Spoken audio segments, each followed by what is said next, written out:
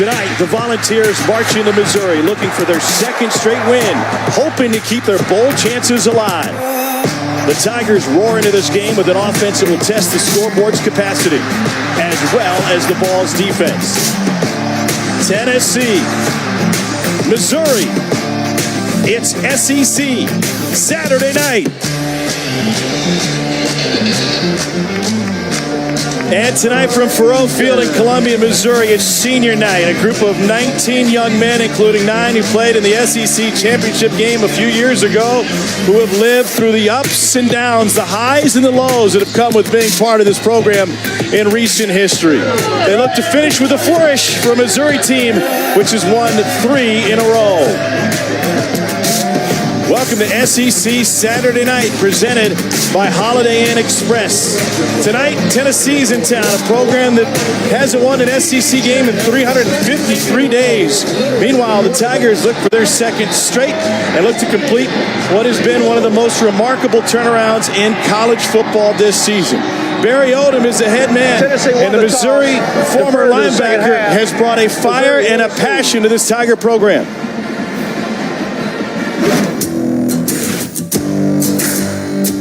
So the frustrations continue for Missouri. We will win. I've seen a damn dark day. This ain't dark days. It is not going to be easy. Our team knows that. I know that. Our program knows that. I'm ready to go get this done. Barry Odom is certainly taking this thing the right direction. And indeed, they've gotten it done under Barry Odom. Last 5 games, Missouri scoring 45 points a game. Their bowling odds have jumped from just 6% to 69%. It's been the offense in many ways that has led the way for this Missouri program. Welcome to Como, everybody. Tom Hart alongside Jordan Rogers. We've got Cole Kubelik down on the field. It was easy to see before this season began what Drew Lock was capable of. And in the recent weeks, we've seen exactly what they can do. Yeah, you knew the pieces were there for Drew Lock in this offense to put it together. He's an NFL caliber quarterback. The arm, the talent is there and obvious, but the pieces he has around him, Jamon Moore, Emmanuel Hall, and let alone the fact that he can distribute 5 players on this offense with at least 3 touchdowns, they'll get you from any angle. And that's a big concern for Butch Jones and his Tennessee program and this Tennessee coaching staff. For them, this is a must-win game in a variety of ways, not the least of which is bowl eligibility. 34 wins in his 5th season on Rocky Top, and he's trying to do it tonight with a depleted roster. For the 3rd time in 3 years, Butch Jones will have started 3 different quarterbacks while he's on Rocky Top. That's just one of their injuries. For more on that, let's take you down to the field and Cole Kubelik. Tom, you mentioned it. Tennessee quarterback Will McBride will make his first career start here tonight, but it's up in front of him that becomes a little bit more concerning. No Drew Richmond, no Brett Kendrick. The offensive line will stay the same as it ended last week. Also questionable for tonight's game is wide receiver Marquez Callaway. We watched him in warm-ups. He did not look like he's going to be able to be too effective tonight. All right, Cole, thanks. There's McBride, the freshman from League City, Texas, making his first career start tonight. Saw action in all of the second half last week against Southern Miss. They went 1 for 8 through the air. Tennessee won the toss. The Volunteers have elected to defer, so Missouri will receive.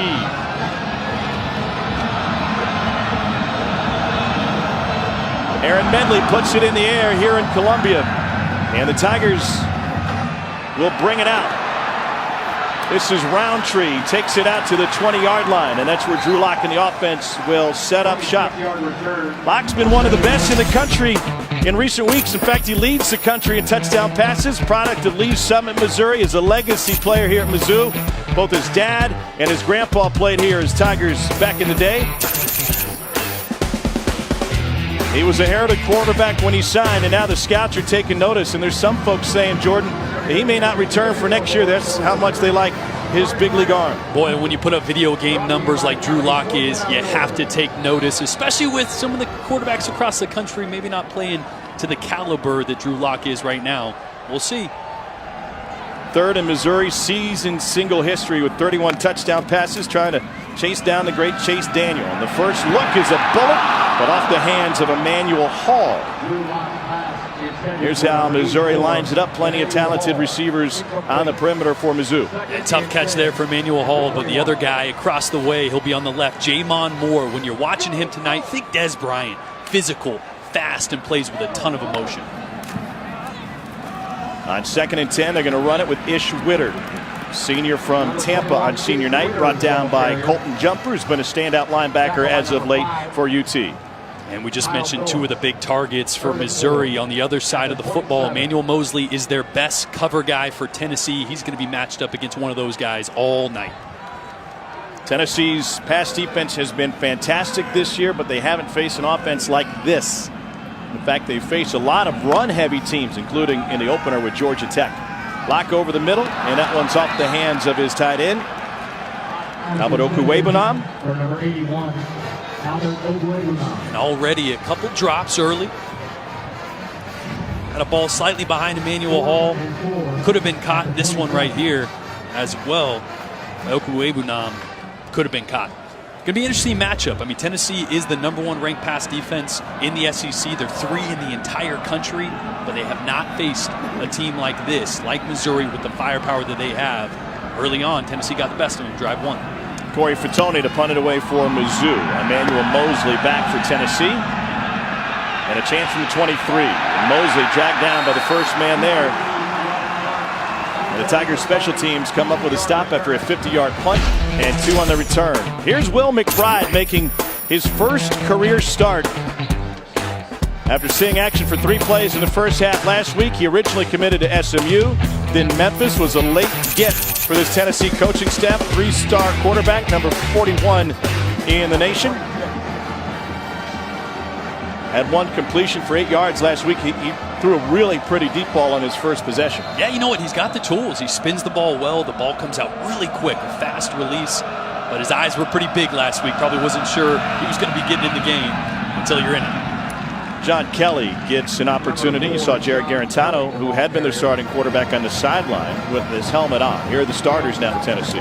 Yeah, Tom, with a young quarterback making his first start, John Kelly has got to get going. They didn't have an impressive game on offense, both running and passing the football last week against an inferior defense. It's a better defense. They got to get Kelly going early.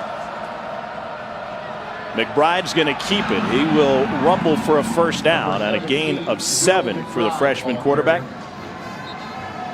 Missouri's defense has been fantastic over the last few games. Pressure up front from guys like Terry Beckner. I mean, Terry Beckner is playing at an extremely high level. At one point, the #1 recruit in the nation in 2015. And he's been aided by the return of number 96, A.J. Logan, as well. He'll be next to him in the nose technique all night. Both those guys playing really well up front. Logan had a 6-game NCAA mandated suspension first half of the season. Ty Chandler in the backfield. They fake the jet sweep and will swing it to him. Chandler able to haul it in and take it up the Missouri sideline for a gain of 6. Cale Garrett, sophomore from Kearney Mo, chased him out. Interested to see how they manage Will McBride's throws early. I don't care how much you visualize it as the backup quarterback. You're never ready to go in the game when it finally comes. So he's had an entire week to prep for this, to know he's the starter. Already got a run under his belt early on, got hit. He's probably full in the game right now. Let's see how they manage his throws early on. Missouri showed pressure from Brandon Lee, and so McBride checks with the sideline. Larry Scott, first-year offensive coordinator for Tennessee. On 2nd and 3, Kelly hitting the backfield, and he will get wrapped up and dropped. Jordan Harold, the walk-on, was the first man there. Cale Garrett cleaned it up. It's a loss of 2. Missouri has made a living in the backfield. That's their 30th tackle for loss in the last 3+ games. Yeah, and they brought corner pressure from the outside, but that play is really made by number 96, A.J. Logan. Already mentioned his name. He got vertical off the snap, opened up the hole there by taking up the guard, and Jordan Harold finished it off. Cole mentioned the injuries along the offensive line. 3 freshmen getting the start, 2 on the right side. 3rd down, 5. Tigers bring 4. McBride over the middle, incomplete. And Missouri forces a 3 and out. He was trying to fit it into John Kelly.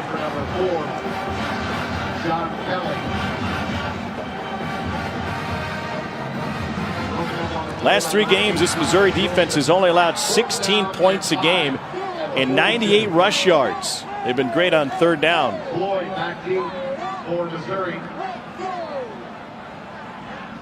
Rashad Floyd back to receive this Trevor Daniel punt, one of the best in the country. And Daniel angles it towards the sideline. We'll check out at about the 18. It's a 40-yard punt. The fifth-year senior from Dixon, Tennessee. No return for Missouri. No score. Each side has gotten one chance.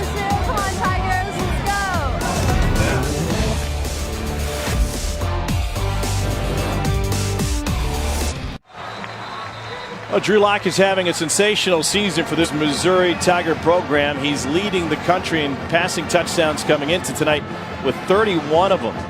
He's been magnificent through the air, and it's a bit of a new look Missouri offense in some ways, but they love the deep ball. He's got 10 touchdown passes of 50 yards or more. That's best in the country. 25 teams in the country don't even have one. In the last 5 games, he's thrown 21 touchdowns and 3 picks. They've dialed back the tempo a little bit to give him more looks and more options. Yeah, you know, as this offensive line matures, they're able to do more. And originally the tempo was meant to kind of mask the deficiency in the youth they have up front. This offensive line is playing better. They're able to pull in and out of tempo and give Locke more options downfield. And a free play, incomplete, trying to find Jamon Moore, who's matched up with Shaq Wiggins. We got a flag down there in the coverage one way or another. Mark Curls is our referee tonight. We also had a flag up front when Kendall Vickers jumped the snap.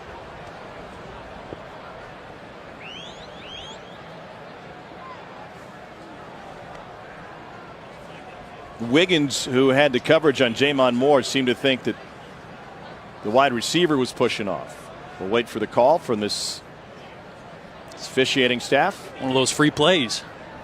You see that in the NFL all the time. Usually in college, that gets blown dead. Defensive guy jumps off sides. Might as well take a shot.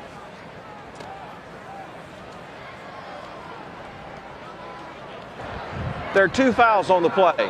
Offside, number 39, defense. Pass interference, number 6, offense. Those fouls offset. Replay first down. So we'll try it again. Jamon Moore matched up with Shaq Wiggins. Yeah, this is just a jump ball. Drew Lock threw that up for his most talented receiver, and they're going to be going at it all night. Jamon is one of those guys. I said it early. He plays with a ton of emotion. He's going to get after you. That was a near flop from Wiggins. Here's Witter, brought down by Daniel Batuli. First down run, perhaps for Witter. Tom, as they speed it up here, interestingly enough, after that run, Missouri now has 302 rushing attempts on the season and 301 passing attempts. Nearly perfectly balanced. And you'd think they'd have way more passing attempts for how explosive they are, but very balanced offense. They were run heavy early in the game against Florida. They go right back to Witter here, looking for a block on the edge. And Ish Witter will move the chain again. Micah Abernathy brought him down after a gain of 20. And these big runs, what you're going to notice, this is a run to the right. Emmanuel Hall is the receiver on the right. You're going to see him get out in front and get a block. You see Jamon Moore getting downfield, mixing it up as well. It's one reason the run game has been so much more effective. Downfield blocking by the receivers on the outside. Another first down run by Witter. Missouri in that Florida game last week ran it on 18 of their first 23 plays. I'm going to say Witter was just inches short, so second and short now for Missouri. Witter will pick it up here, and he breaks through a tackle. Ish Witter takes it all the way down to the 25 before Nigel Warrior. Finally, Abernathy brought him down after he blew through Warrior to gain a 14 for Witter. And a great play call into a cross dog blitz in the double A gap. You just down, little zone scheme. And it hit big. Locked to the hitch, and Emmanuel Hall has his first grab, a gain of 8. Did you just drop a cross dog on us? I did. What's a cross dog? Both the linebackers are going to come to the line of scrimmage. They're going to hit the A gaps, but they're going to cross. One's going to hit the opposite A gap first, and then the other linebacker wraps around for the other A gap. A gap, that spot between the center and the guard, and Locke connects again with Hall. That's good for easy a first way to down. put it. You got 2 linebackers blitzing right up the middle. But when you got a run play on that kind of washes them out of the way, that's how you get hit big. Second possession for Missouri, and after they leaned on the run, now a couple of quick releases from Locke.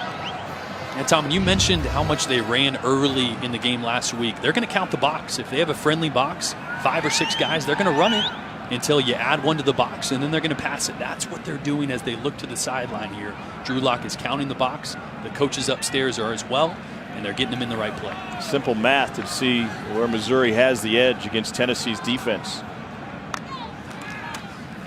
He'll give it up to Witter again. 6-man box.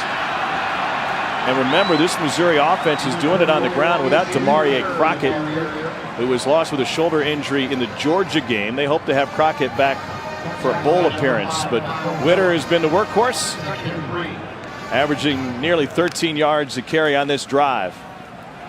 Straight ahead, touchdown, Ish Witter in Missouri. On their second possession, they waste no time.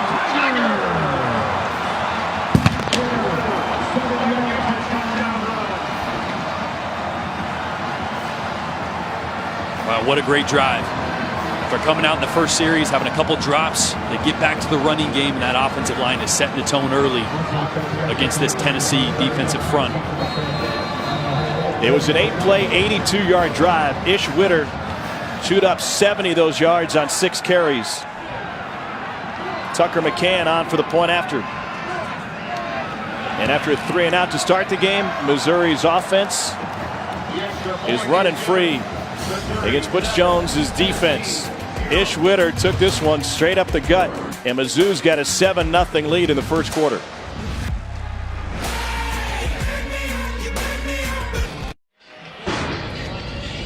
Well, Ish Witter is proven to be a reliable back for this Missouri offense. Yeah, and he's only getting better with the confidence that he is gaining as he gets more and more reps with no Demarie Crockett. Simple inside zone. They ran it 5 times on the initial drive, getting great double team blocks up front, and Ish Witter is running with a full head of steam as he finishes it off there. Great second drive from Missouri. He had a great game against Tennessee last year. He went for 163 and 2 touchdowns. That was a big win for the Volunteers. They gave up some yardage and points, but Josh Dobbs and company put 63 on the board.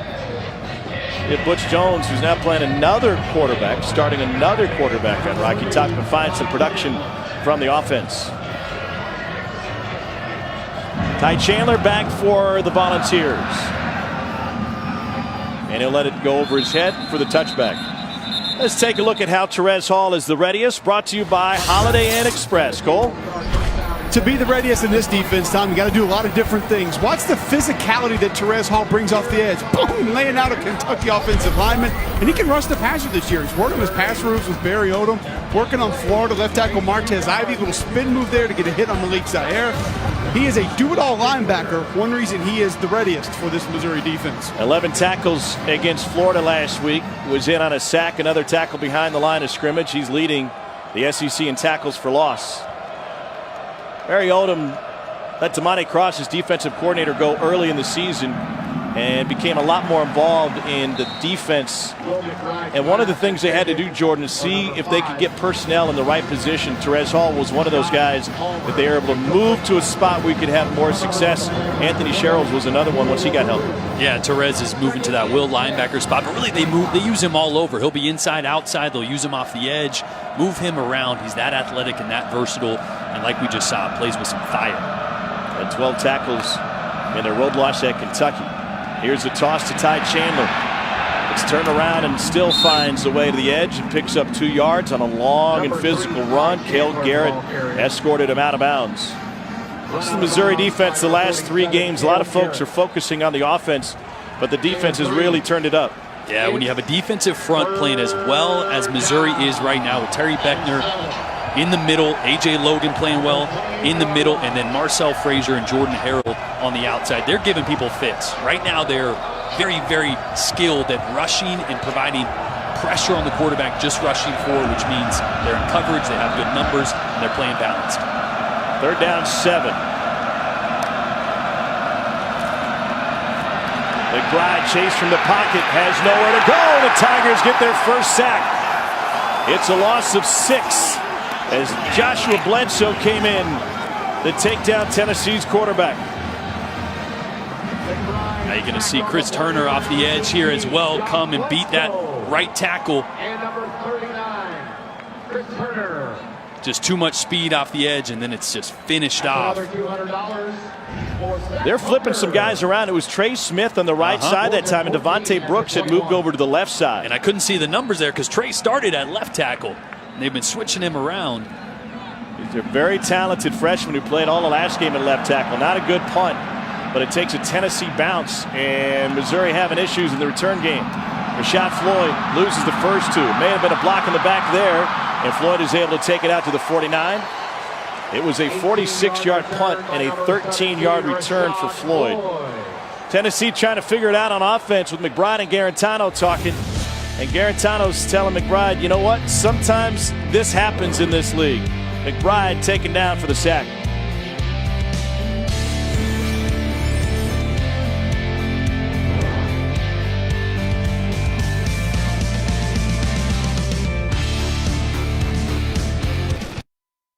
SEC Saturday Night is presented by Holiday Inn Express.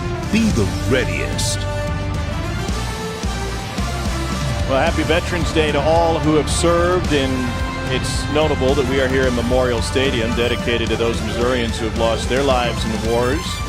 Also named Faurot Field after their longtime great Hall of Fame coach Don Faurot. Drew Lock will let it go down the sideline, trying to find Jamon Moore. Nothing doing there. Something doing in the studio and down with Alabama. Let's check in with Dari. Yeah, Tom, a lot going on at Davis Wade and Starkville. 7-7 game. Eris Williams' second rushing touchdown of the game. Mississippi State was up 14-7. Then after a long pass to the one, Josh Jacobs ties it 14 apiece. It's a scoring fest right now. Wow. Drew Lock unloads. It is intercepted by Tennessee. Volunteers get a big-time pick. Nigel Warrior trying to return this one.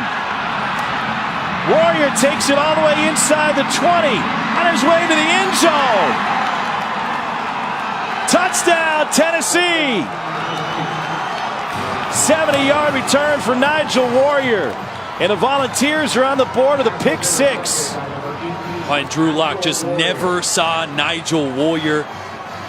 The field safety just sitting there. Lock staring down the slot receiver to the field. Receiver expecting it over the top post. Lock threw a line drive right to Nigel Warrior. He gets in. Only had to be over the pylon. He was inside the pylon. This one will finish with a turnover trash can for Tennessee. Oh, and as you can see there, Jonathan Johnson had a step. If that ball's over the top, it's a touchdown. Medley punches through the extra point. And just like that, Tennessee has turned to its defense to tie this game on the first pick of the year for Nigel Warrior. Lock's 10th. The last two touchdowns through the air for Tennessee have come on interception returns. Nigel Warrior ties this one up as he takes it to the end zone for Tennessee.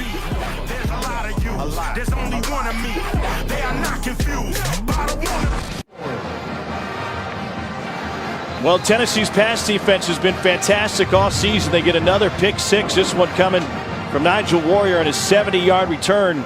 And we're locked at 7 midway through the first quarter here at Mizzou.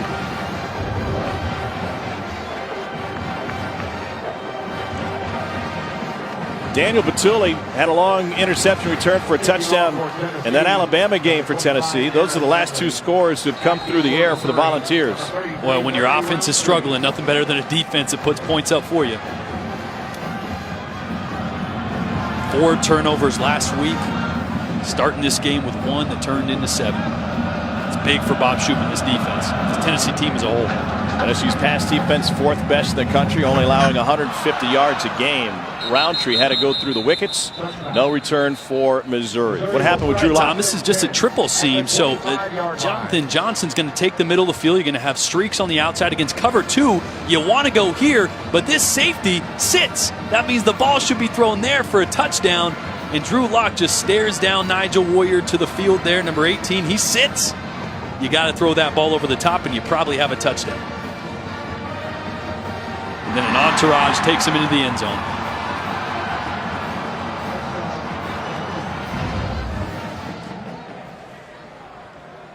Fifth interception of the year for Tennessee. So Drew Lock back at it.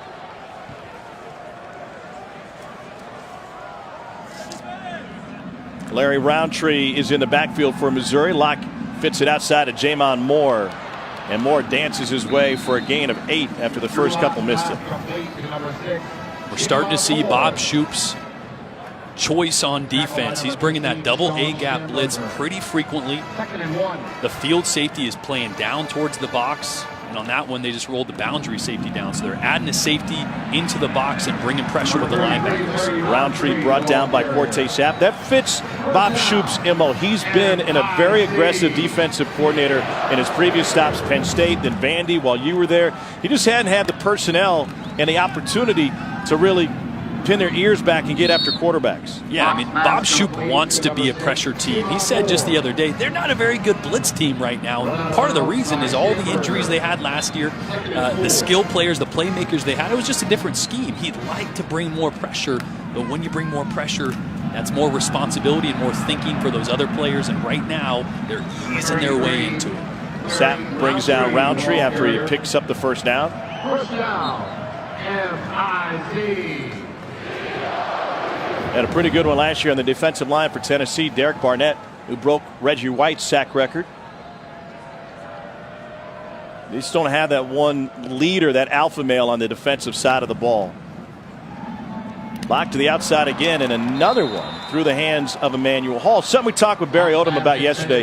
The rise in confidence for Drew Lock goes hand in hand with his receivers catching catchable balls, and that hasn't been an issue tonight. Hasn't been the case tonight. No, it hasn't tonight. And that's something that's plagued them a little bit throughout Drew Lock's really history with this program, but they've been very, very good this year at catching the ball. Just struggled a little bit earlier tonight. That's mental. We'll see if they can get over that mental hump that they already have early on. Roundtree dragged Rashawn Golden with him. Nice 1-2 punch between Ish Witter and Larry Roundtree. Witter carried the water on the second possession of the game for Missouri with 70 yards over 82 yards. Notice yards. the splits down here, Tom. Look how wide those receivers are. That's forcing Tennessee to decide if they're going to pull an extra linebacker out or keep them in the box. We've seen a couple quick throws already, which means they're not walking anybody out. They have the numbers they like outside. It's a chess match for this Missouri offense. The switch and go trips to the right. Jamon Moore, the lone receiver, the bottom of the formation. Lock looking right, now back left. Pressured, lets it go for Moore, and off with his hands. And we get a flag on it. Justin Martin had the coverage for Tennessee. Jamon Moore, incomplete. Penalty flag on the play.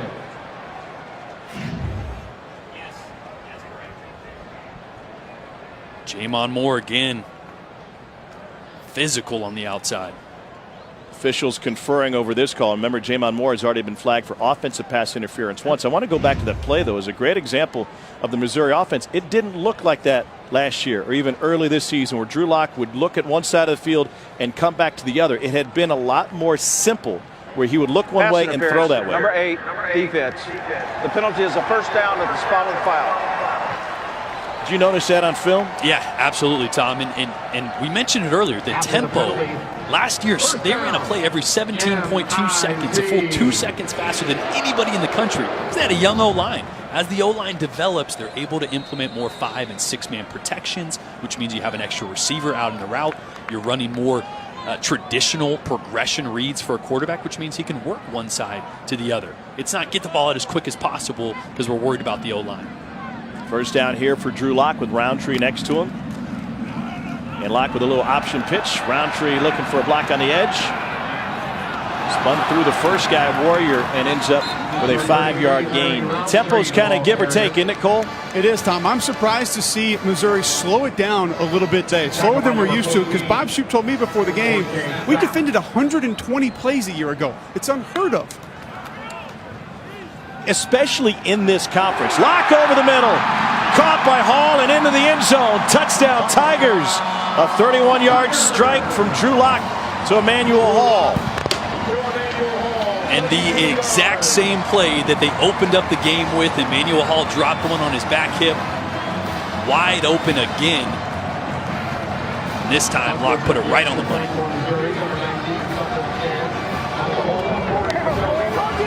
Call that a bang 8, Tom. That's a 4-step post on the outside, and a heck of a ball delivered by Lock.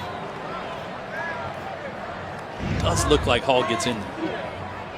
One after good from Tucker McCann, and Missouri back in front by a touchdown again. Already 153 total yards of offense for Missouri through 3 possessions, and this is the 32nd passing touchdown of the season for Locke. Notice even just a little flash fake on the run holds that linebacker, opens up the window for Drew Lock to hit Emmanuel Hall. And that ball is on the money. I'm telling you, exact same play as they ran the opening play of the game. And Locke was inaccurate, comes back with a dime. And remember, Hall has a couple of drops already tonight, secured that one for the score and his 5th receiving touchdown. Allstate is proud to be part of the team that comes together to do good by contributing to participating universities' general scholarship funds for each field goal and extra point kicked. To date, Allstate has contributed millions in scholarship funds.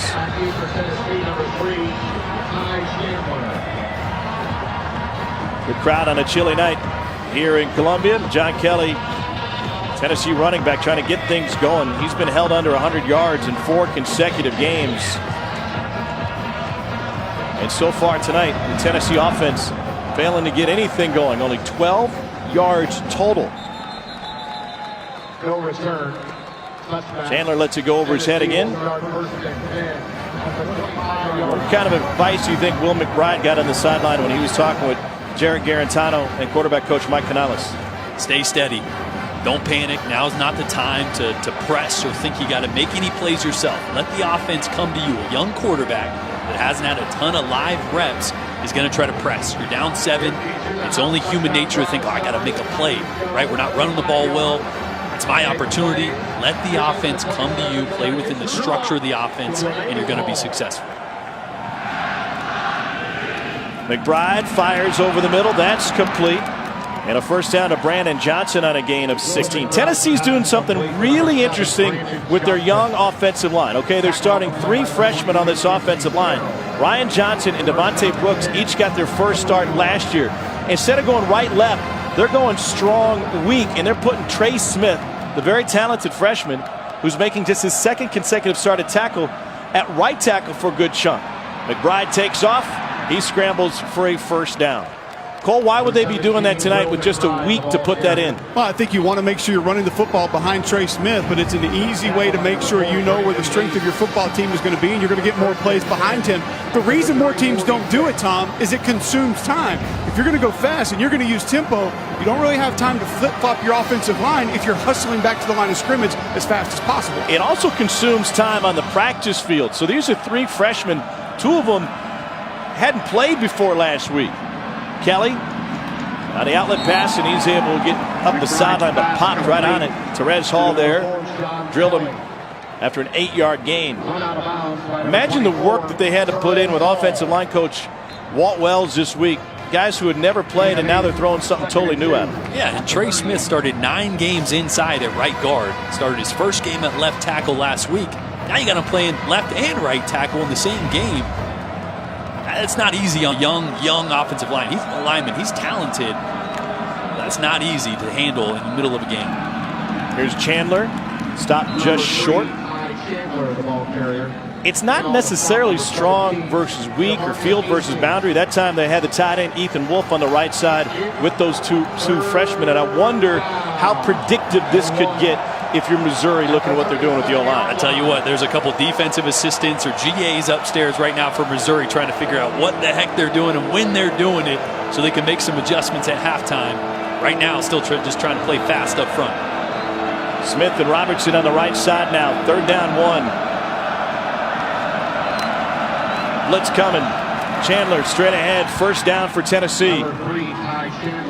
So that time they went away from the strength. If you want to consider, obviously, Smith and Robertson, the strength of that O-line. Yeah, Cole mentioned it. I mean, Trey Smith is so talented in the run. He's such a physical, aggressive run blocker. Any chance you get to run behind him, that's when they've been successful. So we'll start to see if that's really what they're trying to do, is put him to the side of the run. Tennessee's going to run on their tight end Ethan Wolf late. Missouri get a chance to answer. 2 tight end set with Jakob Johnson on the right side. Smith and Robertson on the left side of the line for Tennessee. Both sides jumped. We'll see who went first.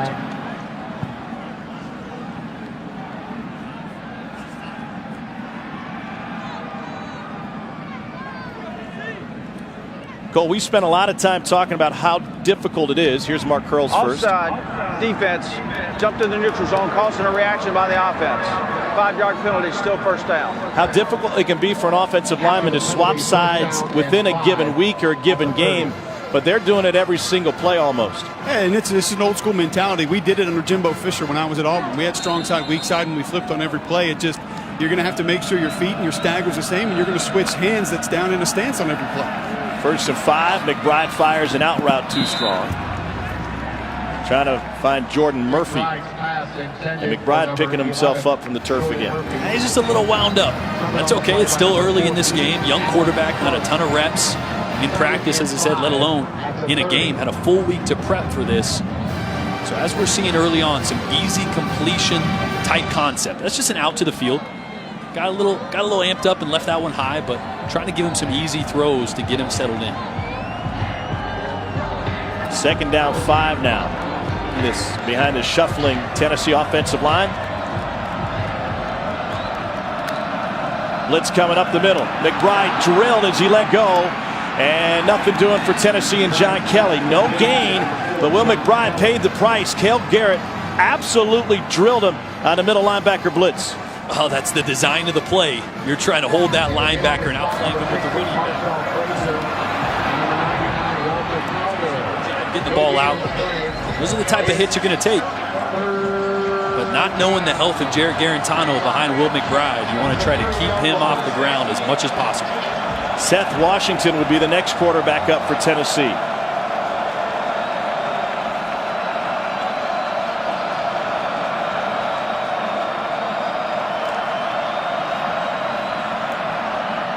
Intercept, no, drop. Caleb Pruitt had it in his hands for a moment. Couldn't squeeze it. Would have been his first pick of the year. Oof. That is so close. And as I said, they're going easy concepts. This is double slant to the field. The problem is, if you watch Will McBride's eyes, he goes inside, outside, and then back inside. You can't do that as a quarterback. When you're working slants, you work inside out. Inside slant first. If it's not there, it gets squeezed. You throw to the outside. Can't come back to the middle late. 55 career field goals for Aaron Medley. This one would be from 47. He's got the leg, and he fits it through. Medley's second only to Jeff Hall, the great Tennessee kicker in career points. Had 4 field goals against Mizzou last year. That was a career high. I need to talk about Monday night at 7 o'clock with McElroy and Marcus. That's Thinking Out Loud, or as we true fans call it, TOL. They'll talk football, and they want your participation via social media live call-ins. Do that throughout the show. Also available streaming live on the ESPN app. You're not going to have anything to talk about. Auburn, Georgia went exactly how everybody thought. Mississippi State, Alabama tied at 14 right now. 5 minutes left in the first half. I think Fitzgerald, a very efficient start to that game for Mississippi State. You brought up something on Tennessee's last possession, and that's if Will McBride continues to get hit like this, where would Tennessee go if they have to go to their next quarterback? Seth Washington's a guy hadn't taken a snap. Jarrett Garantano got hurt in the first half last week against Southern Miss. And Butch Jones told us this week that McBride took the majority of the quarterback reps with the number ones this week at practice for Tennessee. Yeah, we were down there, me and Cole down there pregame, saw Jarrett Garantano moving around, taking drops, making some throws. I think it'd be him, but it would be an extremely limited package, I think, just because of his mobility. He's not 100%. You can't use him as they're used to. But he definitely, I believe, be in first if anything were to McBride. Roundtree able to squirt his way out to the 24-yard line for Missouri. Minute left in this first quarter.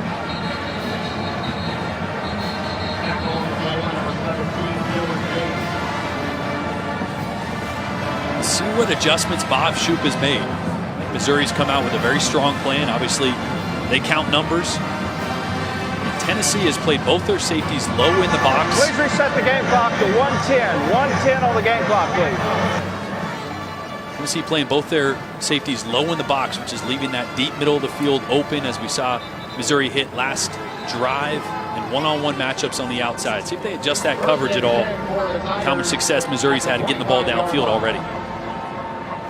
31-yard touchdown pass for Drew Lock to Emmanuel Hall for Missouri's second score after the Tigers leaned on the run for their first score. Same defensive structure for Tennessee. Ish Witter back in the game for Mizzou. Hesitates behind the line and a flag on the play after he's brought down by Daniel Batuli.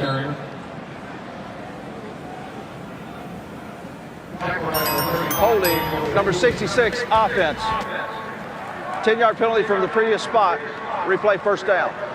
That's the versatile Adam Pludre who got flagged for Missouri.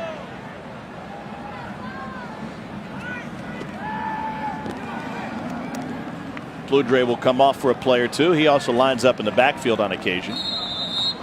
After the penalty, first down and 20 at the 15.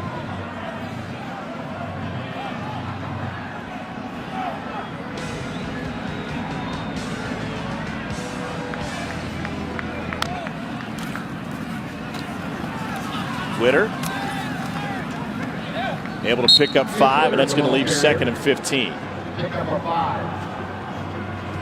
You got a chance to talk to Drew Lock after practice Thursday. What did he say about the development of this Missouri offense? I think he was very honest with his own development. He goes, you know, as I get more and more comfortable with true progression reads, and for you listening, if you don't know what a progression read is, when you see Lock catch the ball and throw it quick, that's just mirrored routes. Probably got a hitch or a slant to one side or the other. Progression reads mean you're working one side of the field, generally to the other side. You have a back-end protection, check downs. Pretty advanced for a quarterback that didn't do any of that in high school. He alluded to that. He's like, I didn't do any of this. So, and as Josh Heupel mentioned, Drew Lock was a blank slate when he first got him a couple years ago, and they've been developing and growing his mental capacity and what he's comfortable with. And you see him in this offense more and more putting in those advanced concepts. Not a good look for Tennessee's Micah Abernathy. Athletic training staff paying a lot of attention to his left knee. Abernathy from the Atlanta area. His late grandfather, Ralph David Abernathy Sr., was a leader in the American Civil Rights Movement. Very close dear friend of Martin Luther King Jr. His dad, Ralph David Abernathy, a former Georgia senator. And Micah will be helped off. This is a non-contact injury for Micah Abernathy. Number 22, middle of your screen. Just kind of shuffling his feet on his way in.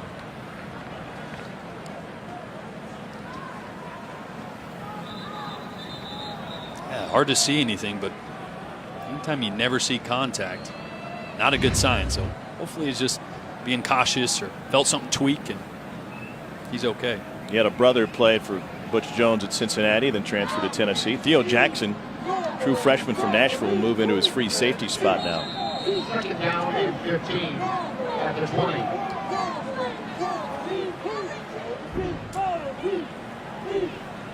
Missouri's penalty put him behind on first down, and now 2nd and 15 for Drew Lock. Look at how wide Jamon Moore is at the bottom of your screen. He's pulling 2 defenders completely outside the hash. Missouri is shortening this field, creating an empty box or a favorable box by the splits of their wide receivers right now. Tigers will let the clock run out in the first quarter. They'll take a 14-10 lead into the second quarter here at Missouri. Ish Witter carried the Tigers on their first scoring drive on this senior night. Meanwhile, Nigel Warrior took one back 70 yards. We've got an interesting shootout brewing here in Como. 14-10 Mizzou.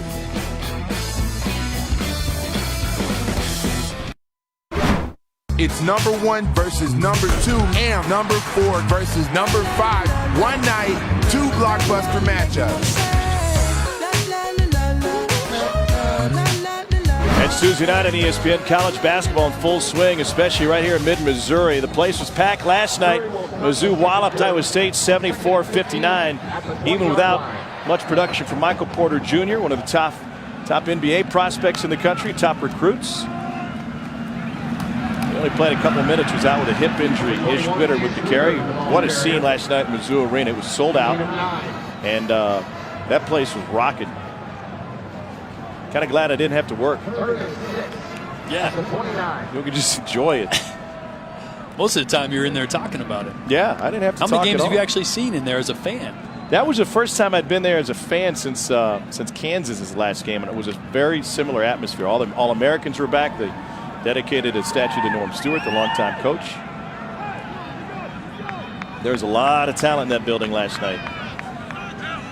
Stipo, Sunbold, Smith, Chivas, Willie Smith, John Brown, Drew Lock. He was a great basketball player in his days in Kansas City, and he fires one incomplete. We're talking with Kevin Puryear in the facility Thursday. Puryear came off the bench, had a great game for Mizzou last night.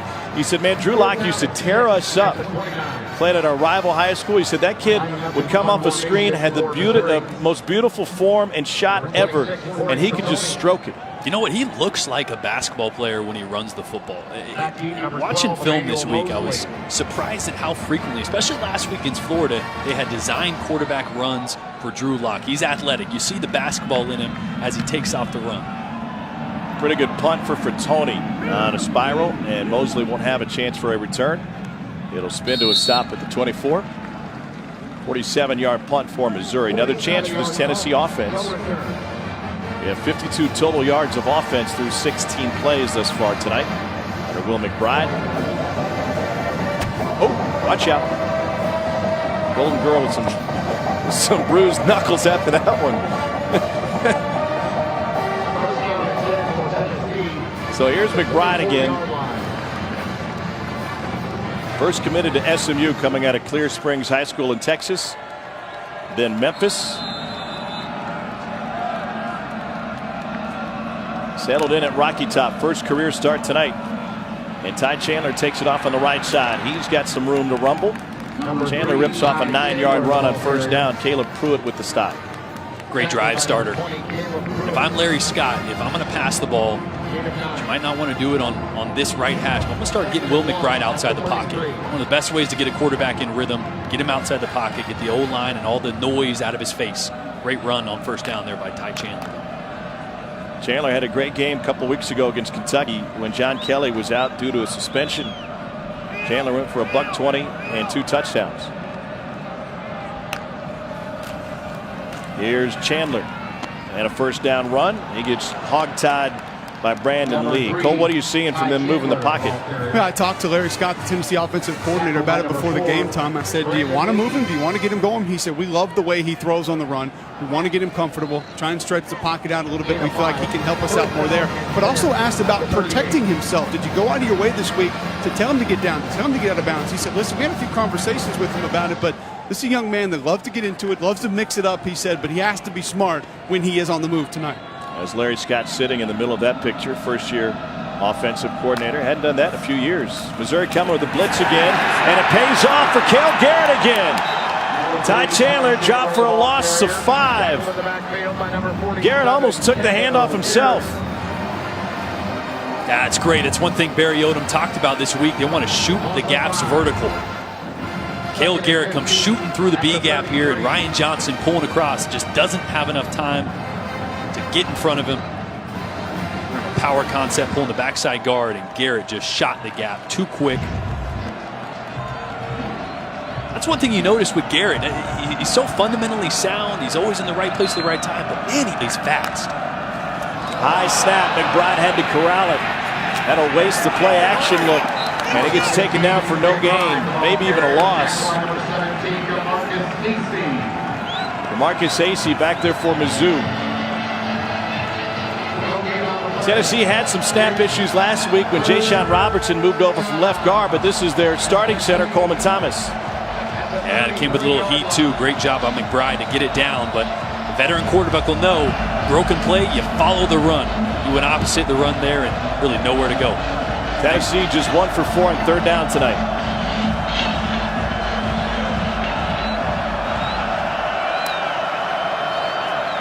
Pressure coming again. It's Garrett again. McBride gets turned around, keeps the play alive before finally getting tripped up by Marcel Frazier.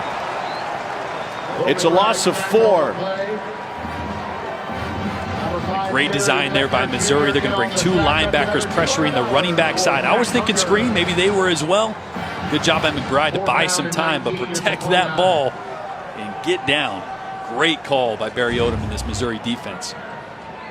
Second sack for Missouri. McBride kind of limping off a little bit, it seemed. They've had 4 tackles behind Tennessee's line of scrimmage.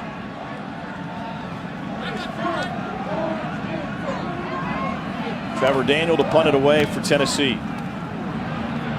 Rashad Floyd will chase it towards the sideline and ask for a fair catch at the 16-yard line. Veterans Day, and we honor those who serve, including those representing both Tennessee and the University of Missouri. 14-10 Mizzou.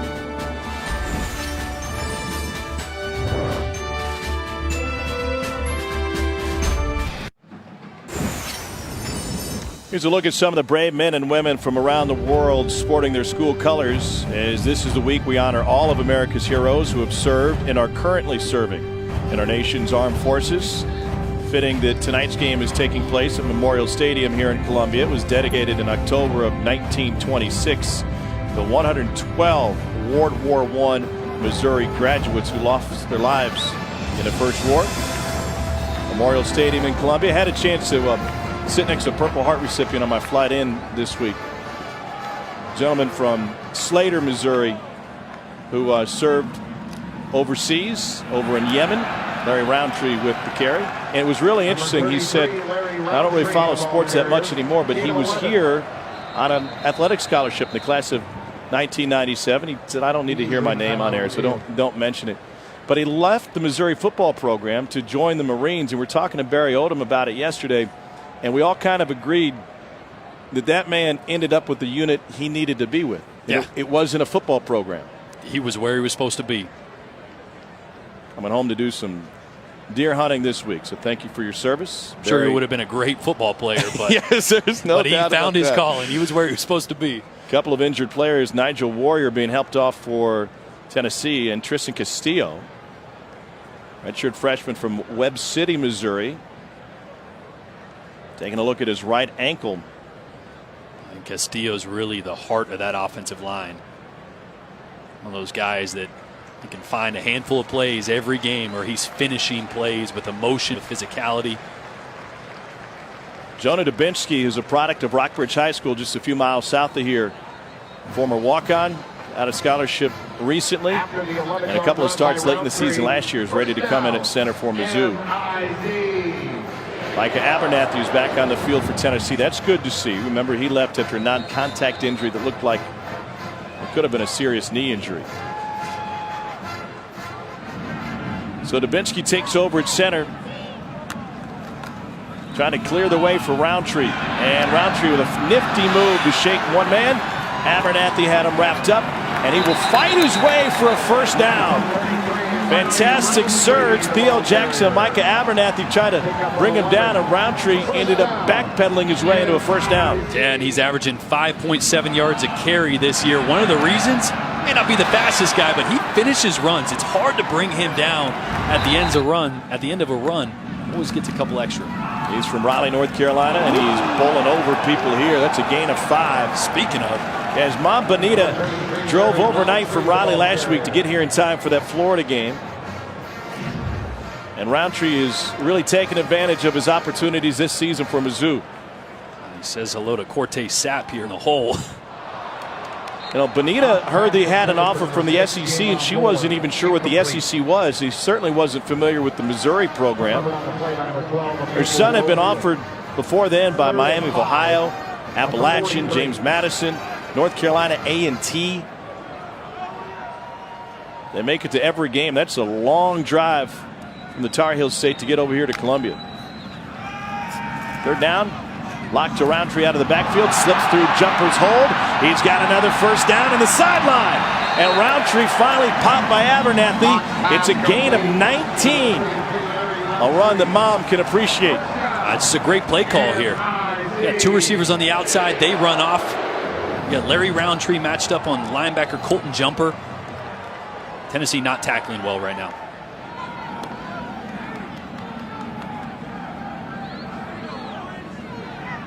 Here's the difference in the tempo. Missouri being very patient offensively, getting that play call in from Josh Heupel on the Mizzou sideline. Lock Fires to Emmanuel Hall. Got a block on the edge. Another tackle for Abernathy. Previous play for Mizzou and Roundtree. Just running guys off. Got a man-to-man matchup on a linebacker. It's what you want every single time. Larry Roundtree, very valuable as a runner. Also catches the ball in the backfield. He had 3 touchdowns last week against Florida. Both these running backs, him and Ish, both catch the ball.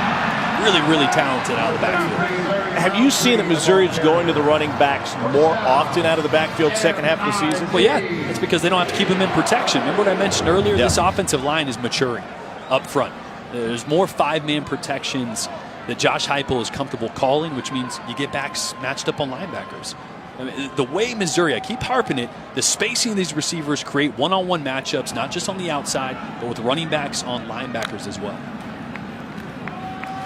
Roundtree, first down run, flag on the play. Roundtree stays on his feet, and he takes it across the goal line.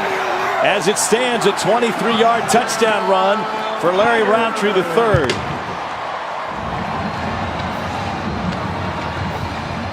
Might have to reload the fireworks. This one's coming back. Holding, number 77, offense. 10-yard penalty from the spot of the foul. Replay first down. Paul Adams, Mizzou's right tackle.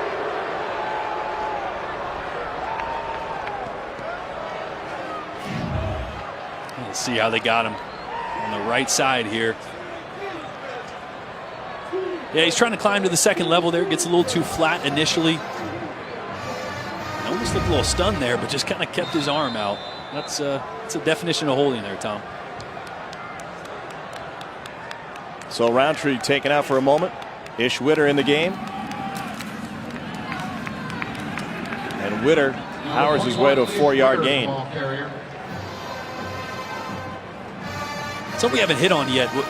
One thing that really aided the expansion of this Missouri offense is the tight ends. Yeah. You'll see them in that what we call sniff position, where they're just off the offensive line. They're doing a really good job in the blocking game. But right now, you see Kendall Blanton at the bottom of your screen split out in slot.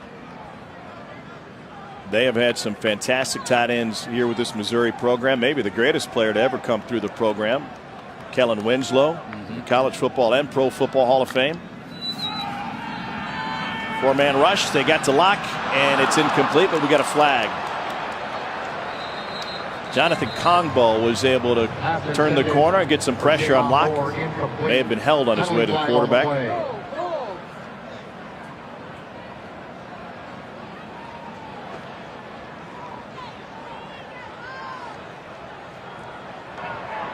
Holding, number 70, offense. The penalties decline. Third down. So that will leave 3rd and 11. You can see Kongbo at the top of your screen working on Yasir Durant. This is good to see for Tennessee. One thing Bob Shoop mentioned, they got to be better rushing the passer. Darrell Taylor came back from a suspension, had a big game last week with a forced fumble. But Jonathan Kongbo is one of those guys that Shoop mentioned. We need an identity. He's one of those guys that's talented enough to be someone that creates an identity, that's a playmaker on defense. Just hasn't really filled that role yet. He's got the talent, as you see there. Just need more consistency in making plays like that.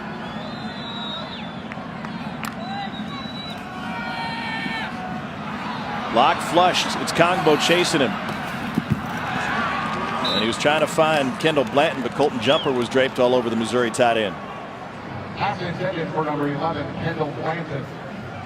Incomplete. A couple penalties helped stall this Missouri drive, along with Jonathan Kongbo's pressure on Drew Locke. Tucker McCann has a long of 43 this season. Sophomore from O'Fallon, Illinois, has hit on 8 of 10. This would be a 41-yard attempt, which is about to the edge of McCann's range. Snap and hold are good. Plenty of leg. And McCann is able to bang it through. Missouri extends its lead. 17-10 Tigers after a 12-play, 60-yard drive. And McCann knocks it through.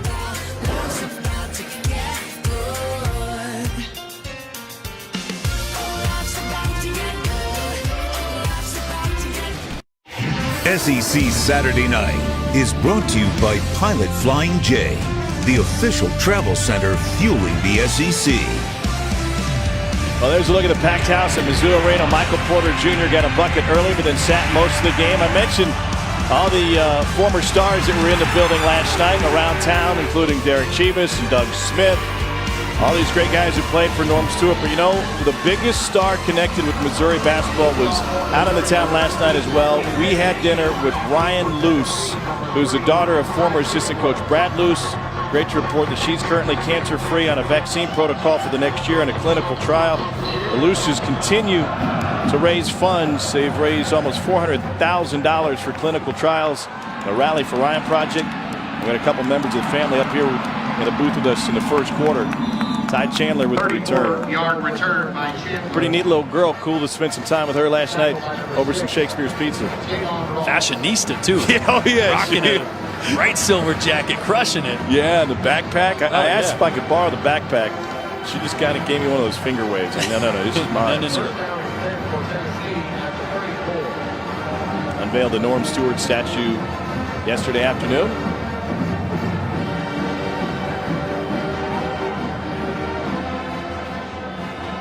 Will McBride is 4 of 8 through the air tonight for 31 yards. Jordan, he's taken some shots. He has. Yeah, and a couple times running the football as well as a couple times with Missouri blitzing up the middle. Here's that screen they were looking for. John Kelly has it. He gets turned around, and boy, Missouri's on a head-hunting mission.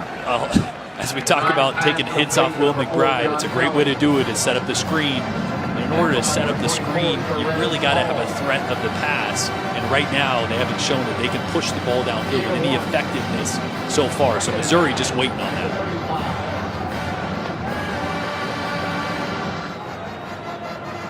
Trey Smith still flipping sides. Was on the right side last play. Now on the left side at the bottom of the screen.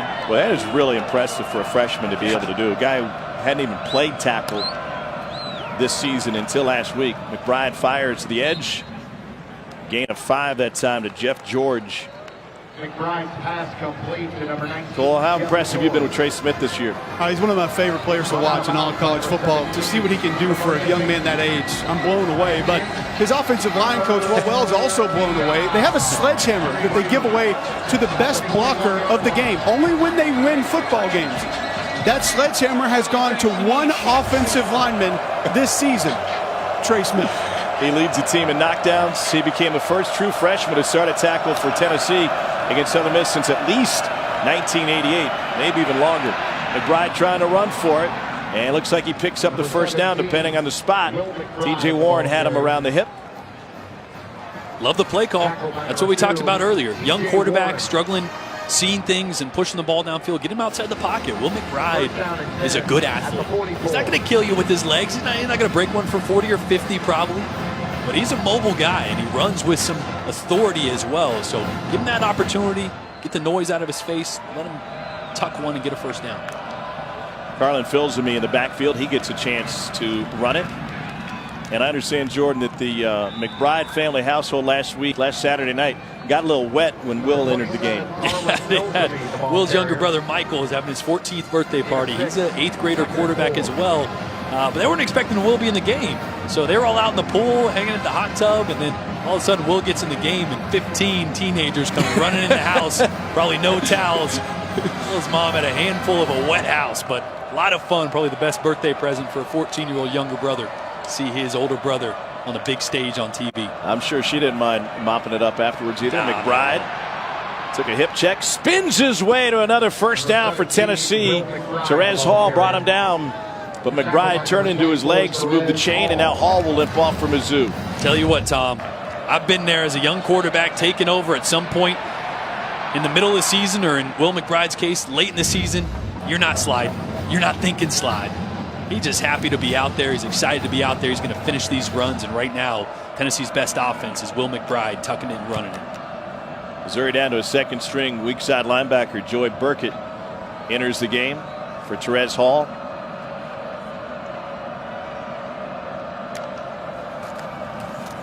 Filsamy, another chance, and he makes it back to the line of scrimmage. Brandon Lee there with the stop. The lack of a threat of a passing game means Tennessee's linebackers and safeties are coming up to support the run, and they are absolutely selling out against it. Yeah, there's no reason for them not to be. They're playing a yard or a half a yard closer to the line of scrimmage right now. And the biggest thing you want to affect with linebackers is eye discipline and eye control. Right now, they're not worried about those receivers running past them. They're keeping their eyes in the backfield. Marquez Callaway has not seen the field tonight for Tennessee. There's a 7th completion. It goes out to Brandon Johnson. A gain of 7. It's a Tennessee offensive unit without, in many ways, wide receivers who can really stretch the defense. I mentioned that Callaway, who left the game last week with an injury, limited tonight and hasn't seen the field. And Juwan Jennings was lost for the year in game 1 against Georgia Tech. They're looking for Tyler Bird to do something. He was great late in the year last year. He's middle receiver, top of the formation. On 3rd and 3, McBride looking towards Bird. Will swing it out to Kelly. Kelly takes it to the marker. Cale Garrett brought him down, and it'll be a first down for Tennessee. Now, this Tennessee offense has found some rhythm here in the second quarter. Tom, this may not be a play that makes any type of highlight film or anything like that, but Will McBride stepping up, reading the field. Missouri in good coverage. You step up and you check the ball down. One of the best things you can do. See his eyes. He was downfield, flipped his hips right away, knew where his outlet was. Get the ball to your playmaker, and you got a first down instead of probably a punt. To the slant, and trying to find Bird, who we mentioned a moment ago. McBride's pass intended for number 10, Tyler Bird, covered on the play by number 28, Logan Cheadle. This will be the 10th play of the drive for Tennessee. Tyler Bird there's got a ton of talent. Hasn't really taken advantage of every opportunity he's had in practice, said Larry Scott this week, with some of the injuries at receiver, but he's a guy to keep your eye on. Can really stretch the field when he has the opportunity.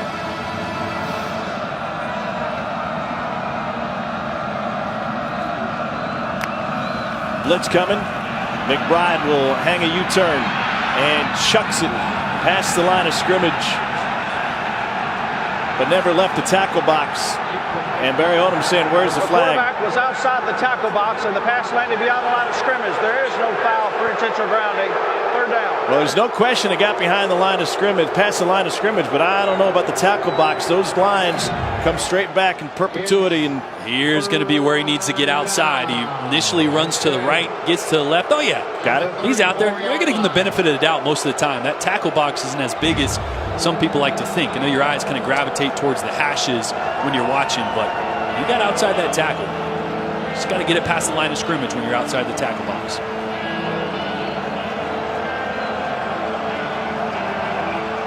Third down 10, play clock at 2, 1, 0. And Tennessee got a timeout facing this 3rd and 10. First charge timeout, Tennessee. Volunteers looking to tie this thing up. Butch Jones says, hey, we got to be aware of the play clock. First start for Will McBride.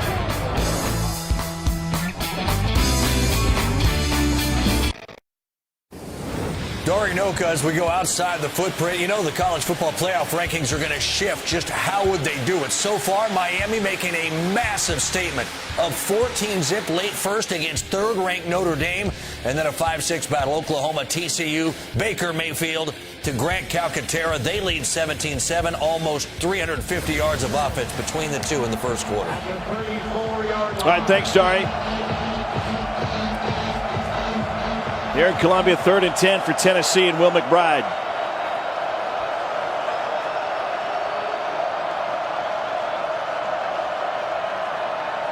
McBride takes off trying to get to the marker, gets stuffed by Anthony Sherrills, who came up and run support. It's a gain of 8 and it brings up 4th down. You go for it here? I don't know. Let's see. The kicking what is game. It, two and a half? Yep. Boy, with how well McBride is scrambling right now. It would be a 42-yard field goal for Aaron Medley, who hit a career-long 47 last time. Yeah, and the offense is still on the field. I don't think they're comfortable at that range right now. You got a quarterback that's running the football well, that gives you a lot of options. But they get him outside the pocket, you send everybody deep and hope that he can make a play. They're going to take some time to think about it. Looks like Butch is going to use a timeout here. Second charge timeout. And the Tennessee. Volunteers will be looking at a 4th and 2 when we return. This is an 11-play drive thus far for Butch Jones and his Tennessee offense. Will they leave the offense on the field or try for 3?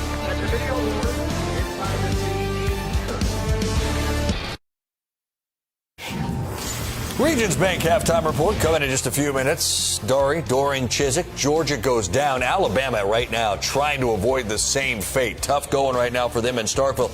We'll get all there. First half, though. And I like the way Tennessee's kind of hanging around. A lot of fight from the Vols tonight. Missouri playing some defense. All right, lots more. You guys left time. Anything else you want to say? Yeah, we'll do it at halftime. We're good. And Doring's right. This is a Tennessee team that hadn't quit all season despite some struggles and certainly catching some arrows from the fans and the media. This is a 4th and 2 now. They're going to go for it. And McBride on a rollout over the middle. Caught! Tennessee first down. Brandon Johnson. They convert the 4th and 2 and they go to the air to do it. And gutsy. You're on the right hash. You're sprinting your quarterback out to the left. Quarterback that hasn't had a ton of game time. That's not an easy throw, falling away with pressure in your face. Took a hit as well as he lets it go. That's a heck of a throw there by McBride. Big time play call by Larry Scott. Volunteers trying to get back to bowl eligibility. Butch himself has won, 5 straight bowl games? These seniors trying to set a record by winning 4 in a row, but they got to get there first. Volunteers 4 and 5 in the season. Here's a blitz up the middle. And Kelly gets back to the line of scrimmage. It has been 353 days since Tennessee's last SEC win. That came last year against Missouri when they put 63 points on the board thanks to Josh Dobbs putting up 413 yards of offense and 5 touchdowns. If they lose tonight, they will have lost the last game against every conference opponent they'd faced. Whoa. Butch going purple face here. And Tom, one of the reasons, what you're seeing right here. After the play, unsportsmanlike conduct, number 4 offense, 15-yard penalty. It's second down. Tom, it's second down from the 4-yard line. Tennessee, the reason the numbers are... That was number 4's first unsportsmanlike conduct foul of the game. The reason the numbers are where they are for SEC in conference, they are the worst team in the entire country in conference play in the red zone. It's mental mistakes, it's mental errors inside the 5-yard line that have absolutely demolished their chances. And you can't do this. You're John Kelly. I don't care what you said. Oh, he said it to the official. He went to the umpire. That's even worse than getting into it with another player. Brent Soule, the umpire, caught a word or two from Kelly. And now McBride letting one go too much, trying to find Palmer.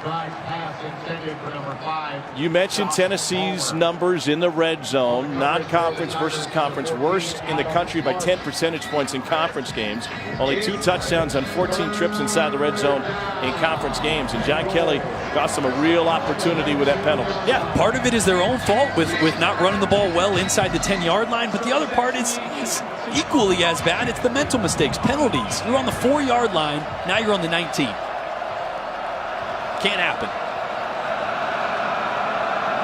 Now, what do you dial up here? 3rd and 19.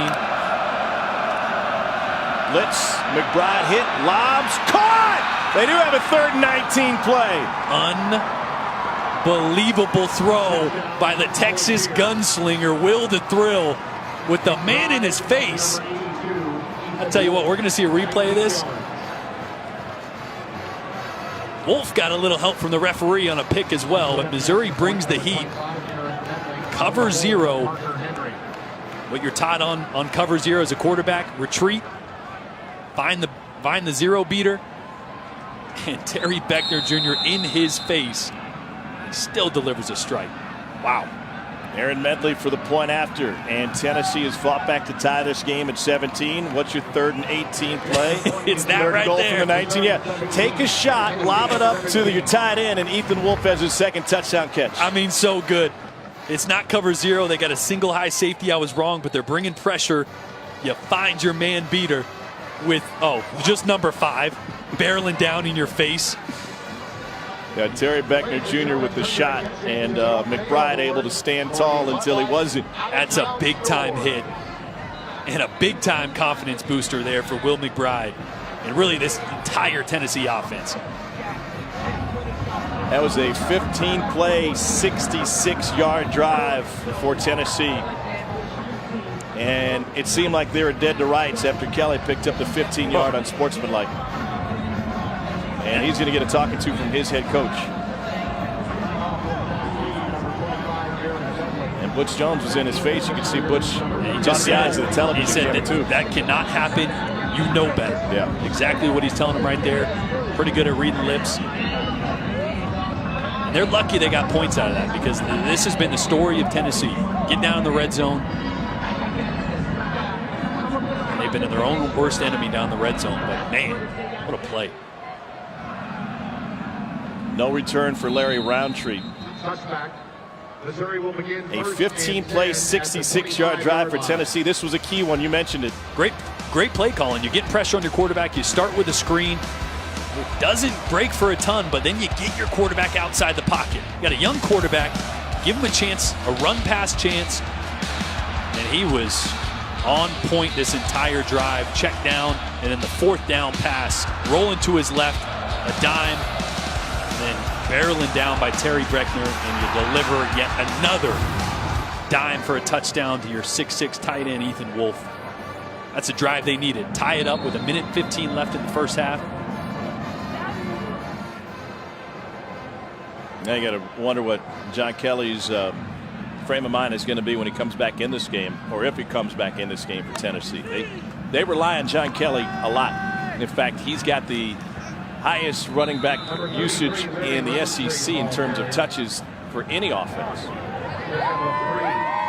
Marching Mizzou will be on at the half. You can watch the live performance of Marching Mizzou on SEC Network Plus. Start streaming now on the ESPN app. Drew Lock chased. They'll leave 3rd and 7. The quarterback was outside the tackle box, and the pass landed beyond the line of scrimmage. There is no foul for intentional grounding. 3rd down. Kyle Phillips was chasing him. Tennessee has one timeout left. Remember, they had to use one when the play clock was winding down. Then they used one to talk about going for it on 4th and 2. Otherwise, they would be in pretty good position to maybe get this ball back quickly and try to do something with it. Albert Okwuegbunam leading the way for Roundtree, and he's trying to bust a big one. Roundtree's got the sideline. It's now a foot race with Abernathy. And Larry Roundtree, the third, is dragged down inside the 10. Call it a 67-yard run for Roundtree. And yet again, the bane of this Bob Shoop defense has been giving up big plays. Great coverage on the play previously. Really, Missouri is kind of just tacking it in. They're going to hand it off here, see what happens, and you spit for a long run like that. Officially 64, and Roundtree's got $123 on only 11 carries in this first half. The fade, too much for Jamon Moore, and a flag on Emmanuel Mosley. That was kind of rare to see. That was almost a double move on the fade. Yeah, you know, you got one-on-one coverage out there, Jamon. You got really two options. You're going to run a slant. Pass interference, number 12, defense. Penalty places the ball at the 2-yard line. 1st down. Man-to-man coverage inside the 10-yard line, slant or fade for the receiver. He goes with the fade after faking the slant, and Mosley just grabs his arm there. Jamon, I tell you what, does a good job of selling it. That ball probably not caught, a little too high, but by going up for it, Mosley had his hands on his arms, and that's aggressive play, but that's pass interference. Here's Roundtree pushing the pile and stops short. Mercedes at the 1, and they'll set up 2nd and goal, and Missouri takes a timeout. 23 seconds left. First charge timeout, Missouri. 30-second timeout. You mentioned this Tennessee defense giving up big plays, and Missouri's offense is great at putting together big plays. Come out with 2 stops, a run on 3rd and 10, and you give this up. Tennessee just has not been in the right place at the right time for tackling, and or they've been missing tackles. That's the reason this defense has been giving up explosive plays all year. One of the things Bob Shoop mentioned, we cannot do that, especially towards the close of the half. Witter carried the load early on Missouri's 2nd drive, and it's been Roundtree since. They've combined for 218 yards on the ground on 22 carries. That's a product of those two guys being really talented, but also this Missouri offense, the threat to the pass means that Tennessee has been respecting the outside receivers, not adding an extra defender to the box. And Missouri has had a friendly box of 5 or 6 all night. 22 of their 39 play calls have been rushes. Roundtree in the backfield. Straight ahead. Touchdown, Missouri. Butch Jones is all the way out, almost to the hash marks. He was trying to get a timeout. He should be flagged for that, especially the way they handled that rule this season. Remember that happened to the Southern Miss coach last week. He came all the way inside the numbers. Butch Jones was trying to get a timeout. The crew either didn't see him or didn't grant it, and he wants an explanation.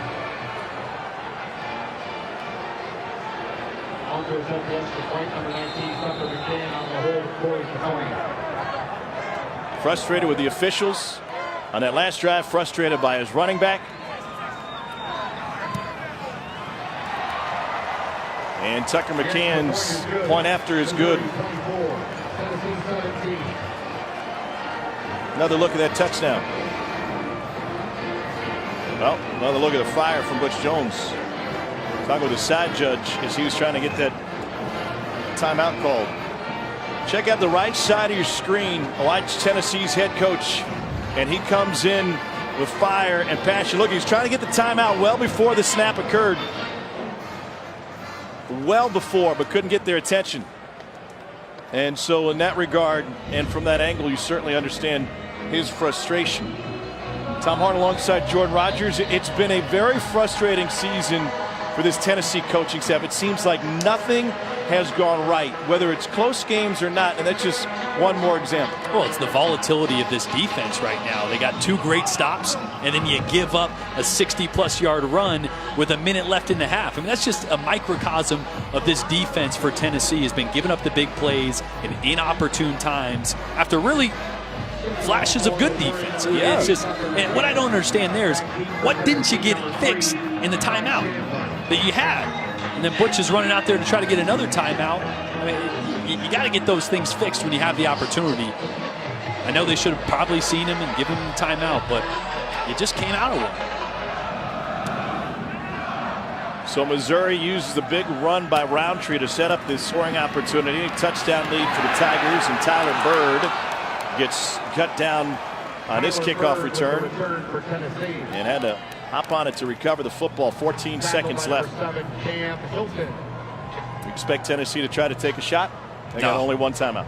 Nope, hand the ball off, get to the locker room, make some fixes, especially on defense. Right now, Missouri is using their leverage formations, their splits of their receivers to get exactly what they want on defense. Bob Shoop and this defensive staff got to figure some things out at half. Will McBride, 6 of 9 in the first half. He was sacked a couple of times. Missouri with 5 tackles from behind the line of scrimmage. Missouri leads Tennessee by a touchdown at the break. It's Mizzou 24, Tennessee 17. Get you to the studio. Dari, Chiz, Doring right about now. He was getting beat up in the first quarter. Yeah, they got to protect him. Got to figure things out up front. Really no push. Nothing going on at the line of scrimmage for this Tennessee offensive line. McBride's really been the whole offense when he takes off and scrambles. Ty Chandler will let it go over his head. Let's get down to the field. Check in with Cole Kublik. Tom spoke to Missouri head football coach Barry Odom coming out of the tunnel. He said, keep an eye on our tailback situation. We might down be just to 1. Ish Twitter wants to see him run around, see how he reacts. Also said, we are going to continue attacking on defense, and we have to pick up the pace on offense, something he feels like they got away from in the first half intentionally. But they're going to go back to going fast here in half number 2. Well, it'd be really interesting, Cole, because Larry Roundtree is right behind Barry Odom right now. We'll see who that one running back would be.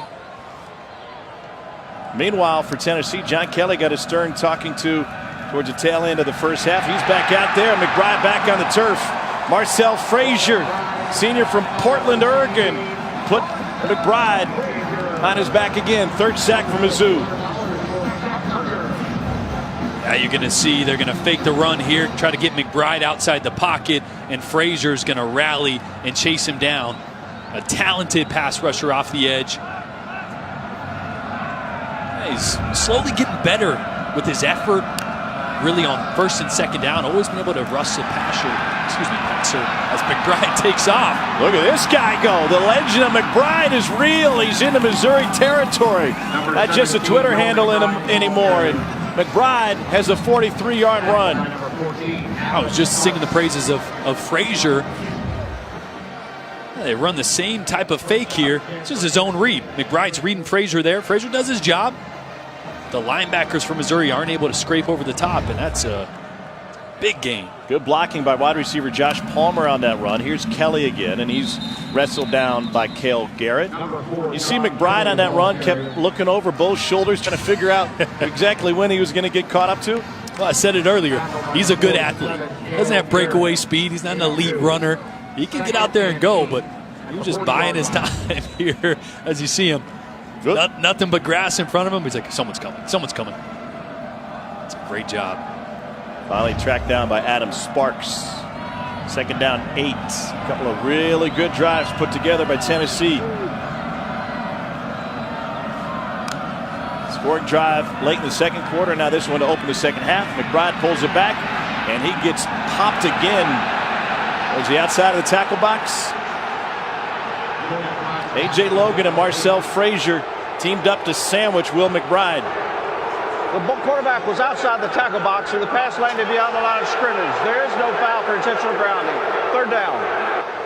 I think they were also looking to see if any linemen got downfield. That's a design screen. If you're a quarterback and it gets blown up, you usually want to throw it right at the feet of the running back as quickly as possible because you got linemen trying to get downfield. None of them end up getting downfield, and McBride able to sling it out of bounds. You still agree with the tackle box? A good call? I couldn't tell on that one.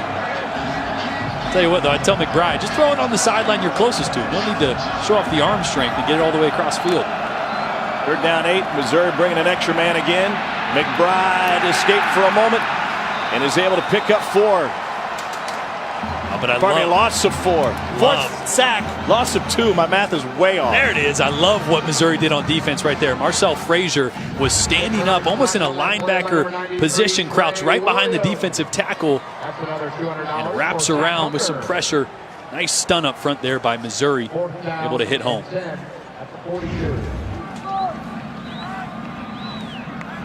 That'll be the 4th punt of the night for Trevor Daniel.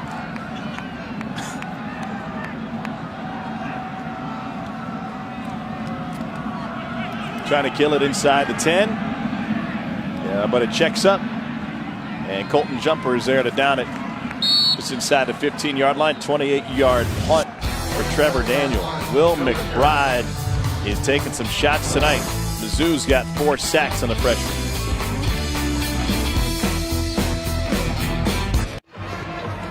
Let's take a look at the journey of this senior class for the University of Missouri, fueled by Pilot Flying J. The numbers they put up are certainly impressive.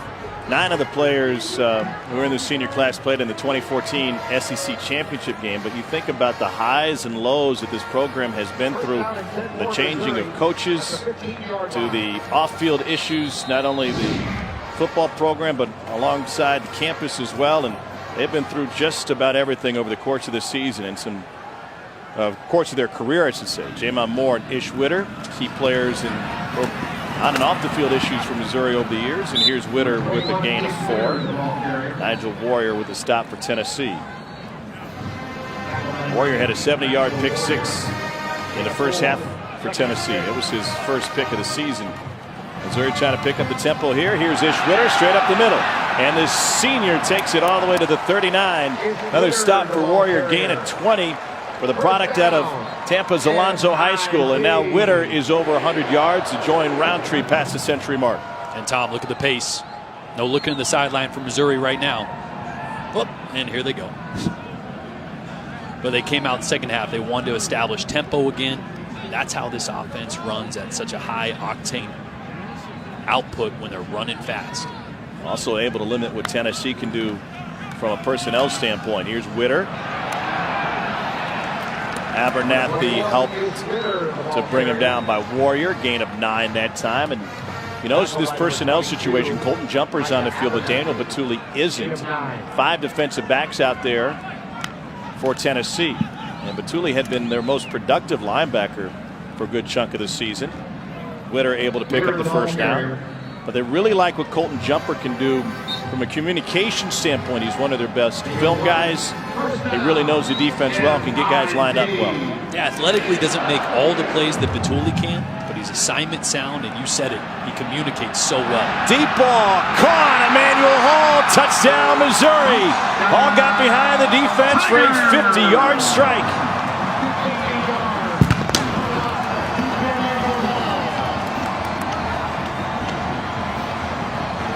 Well, it was just a matter of time. I knew they were going to come out and try to hit a big one. You've seen Emmanuel Hall running downfield a few times. That's the same exact play. Switch verticals.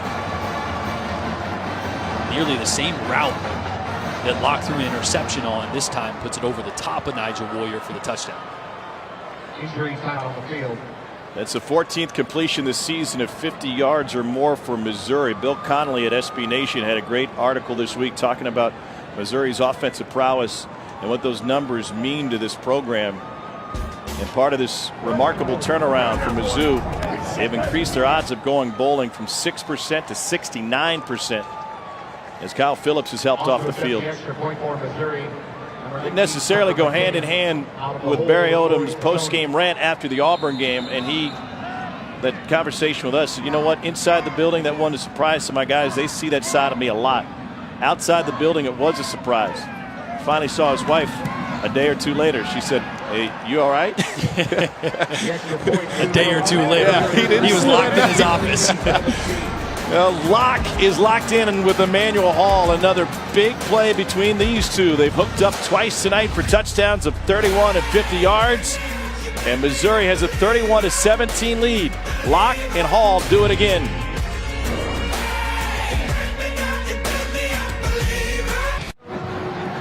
Missouri strikes quick this time on offense with similar plays as they had last time. They're going to switch release here. Last time Locke threw the ball right here and it was picked off by Nigel Warrior. This time he throws the ball over the top into the open area for a touchdown. Great design, coming back with a very similar play as they did earlier, and a great adjustment. Not sure if we're going to be able to see it, but at the end of this, Drew Lock's pointing over the sideline. Like, that's what we talked about, throwing it in the second window for a touchdown. That's why he's so dangerous. 50 yards away, he puts it on a line. That is the 11th touchdown pass of 50 yards or more this season for Drew Lock. That is best in the country. Dribbler handled at the 6 by Ty Chandler. And he's taken down at the 29-yard line.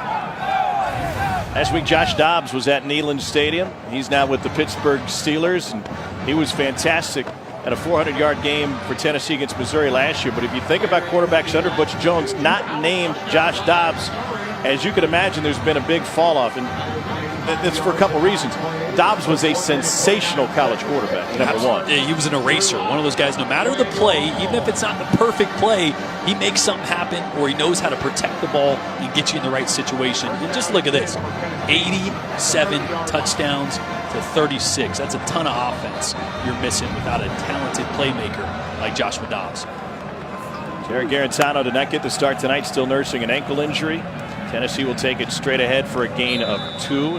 It's not like they haven't had talented quarterbacks on Rocky Top. I mean, Nathan Peterman transferred to Pitt. He had a great year last year with Pitt, and now with the Bills. Riley Ferguson gave up football for a moment or two, ended up at Memphis, and of course he's having a sensational season in West Tennessee with the Tigers. Second down, 8. Quentin Dormady out after having surgery earlier this season. Jarrett Garantano available, they said, but hasn't seen the field tonight. Still nursing that ankle injury. Here's Kelly. 3 yards for the Tennessee running back.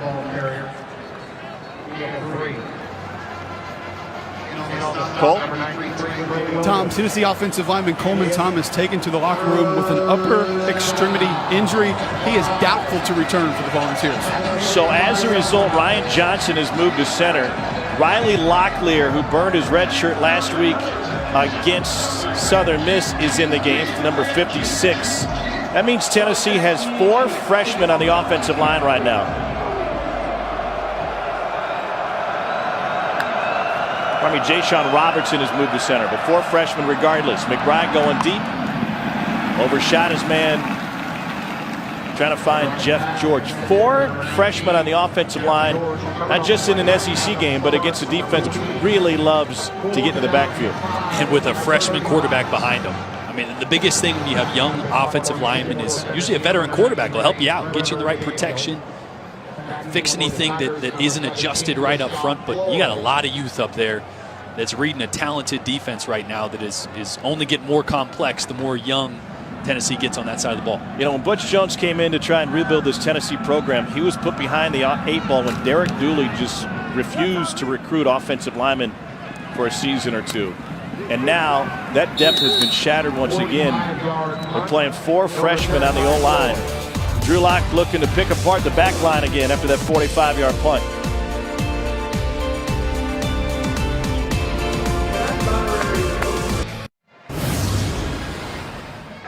Let's take a look at how Missouri has it made with Clayton. And this is our trip here in the spring. Rex Sharp is in charge of Missouri's medical staff. He stripped us down and put us in the cryogenic chamber. It was, what, 200 degrees below zero? It's close to minus 300 degrees. We had to cash it off by getting into the hot tub. It's not quite that cold here. Rex Sharp is the Associate AD for Sports Medicine. Walk the fans through how they use the cryogenic chambers. Yeah, so it's similar to an ice bath. A lot of times after workouts or grueling practices, a lot of players get an ice baths. Well, similar concept. You stand in this cryotherapy chamber, and it has a bunch of cold air, and I don't even know exactly how it works, but same process of recovery than an ice bath, but it's actually supposed to be more effective. I thought it was really funny. That was actually the first day we've ever met. Ever. You said, hey, you want to jump in the cryotherapy chamber and take a whirlpool? Yeah, why not? Yeah. I don't know this guy, but let's do it. And almost like a rotisserie, we had to circle around in there every Otherwise, 3 or 4 you get seconds. freezer burn. Oh, yeah. Yeah, so thanks for Rex Sharp for hooking us up when we were here in the spring and walking us through all of that. Mosley with the coverage that time on Emmanuel Hall. It's not quite that cold here in mid-Missouri tonight, but it is a chilly night. Rain was in the forecast. We haven't seen that tonight. I'm not sure Cole would be a fan of it. But you know who wouldn't mind is Paul Adams, Missouri's right tackle. He did an interview with Ann Rodgers of the Columbia Missourian earlier this season. He said, my favorite weather, cold and raining. Who says that? Only an offensive lineman. The guys that don't have to touch the ball. That's true, too. Quarterback's worst nightmare. 3rd and 6 off the hands of Emmanuel Hall. That's probably his 3rd tonight. I don't want to outright call them all drops, but they were catchable. Absolutely. I mean, that one especially. You can see how the play action affects the linebackers as they're trying to retreat back in position. That's why this window intermediate opens up. That's just straight off the chest. 6 drops for Missouri tonight. That leaves Locke's numbers a very uncharacteristic 8 for 20. He's under 50%. Mosley to return for Tennessee, lets it go. Volunteers will still have good field position, even though it rolls all the way down to the logo. 48-yard punt for Mizzou, and Will McBride has taken some punts. This guy has been dragged down a number of times. Missouri has 4 sacks. He's been hit way more than that. Yeah, he's been able to run the football really effectively. Got to tell him to try to get down, but some of these hits, pressure in his face, he's been poised at delivering accurate passes, even when pressured. He could use a cryotherapy chamber after tonight. He'll need one. You kidding me? This many hits, I remember waking up on Sundays, and I know I'm not an offensive lineman, and neither is Will McBride, but you wake up and you feel it. You have a tough time lifting up your shoulder, lifting up your arms to throw the football in that Sunday light practice. I'm kind of groggy on Sunday mornings, too. McBride goes to his tight end, Ethan Wolf. He's got it up the seam for a first down and a gain of 14. Anthony Sherrills with the stop for Mizzou. Cole asked Butch Jones about how impressed he was with Will McBride with his performance tonight at the half. And Butch kind of played it off like this is the game plan.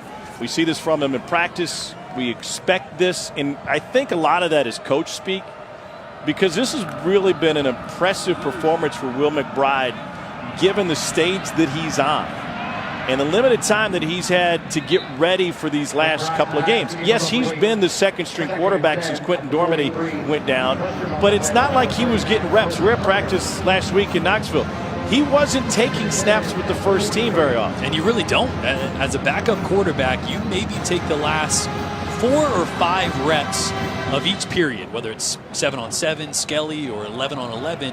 And you don't have the number 1 guys in there. You hardly get any reps with your number 1 receivers. So he's learning as much in these game reps as he would in practice.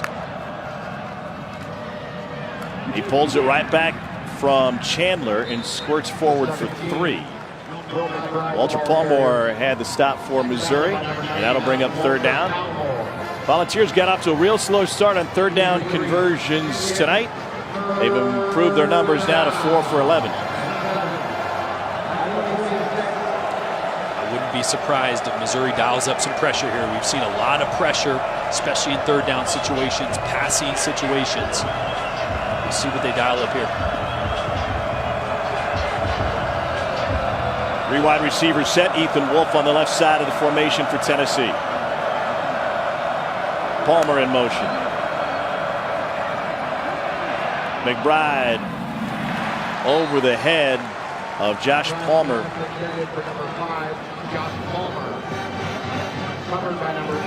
Missouri brought 5 there. Tried to twist up front. What you notice with a young quarterback is they drift a little bit in the pocket. That's probably a hit that Will McBride doesn't need to take. If he stays down the line in the pocket, he probably doesn't have to take that hit. So he'll be watching film on Sunday, win or loss, and really start to learn about how to play the position, the nuances of protecting your offensive lineman, staying within the pocket. Shot Floyd back for Missouri. No return. 44-yard punt, no return. 7:02 to go here in the 3rd quarter. Good reminder that the ESPN app is a fan's best friend. You can take it to cryotherapy chamber or the hot tub if you want. You can stream every ESPN and ABC college football game live at home or on the go. Part of my favorite bromance. Access to scores, news, and highlights all season long, including Alabama, Mississippi State tonight. Damian Harris with a touchdown run. Number 2 Alabama has tied it up 24-all midway through the 4th quarter in Stark Vegas. Download the ESPN app to start streaming that now. We'd prefer if you kept us on the big screen. Yeah, I don't see how you watch anything on your phone, though. That tiny screen. What are we on the iPhone 10? I think you're on the 2. First, I have to flip it open. See the screen. Fits in my pocket. I don't mind. Here's Witter. Pocket-sized power running back, and Ish Witter is off and running. The 5'10 senior has it all the way down inside the 40. 52-yard run for Witter. This is something you have seen Ish Witter develop, the jump cut. He didn't have this early on, and he has been developing quite the jump cut that frees up big runs like that. He had a huge one last week. He made a blitzing Florida linebacker. False start, number 75, offense. 5-yard penalty, still 1st down. Made a Florida linebacker completely miss last week with a jump cut. You can see him in the hole right here. Wow. That should be a tackle. Butch Jones mentioned it going to the locker room. They have to tackle better. That should be a play that's maybe 3-4 yards at most. Missouri's ground game has churned out 310 yards tonight. Witter's averaging better than 12 yards a carry. Locke fumbled the handoff. Now he'll flip it out to Witter.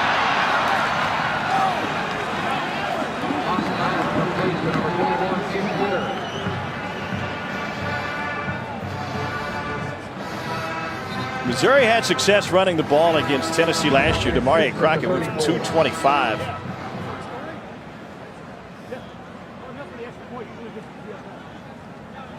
But that was a game that Tennessee still handily won. They won 63-37. We're talking to Bob Shoop about that this week, kind of laughing about it. Here's an option to Witter. They got crunched after picking up the 1st down by Batuli. And he said, listen, as a defensive coordinator, you coach your unit to give your team a chance to win. You give up 37 points, but you still win by 20-something? That's fine. You just want to win the game. Yeah, you got to keep them to less than you score.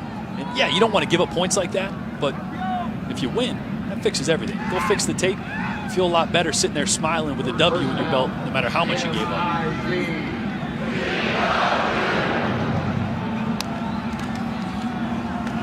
Ish Witter hesitates behind the line, able to push his way for a gain of 3. Cole?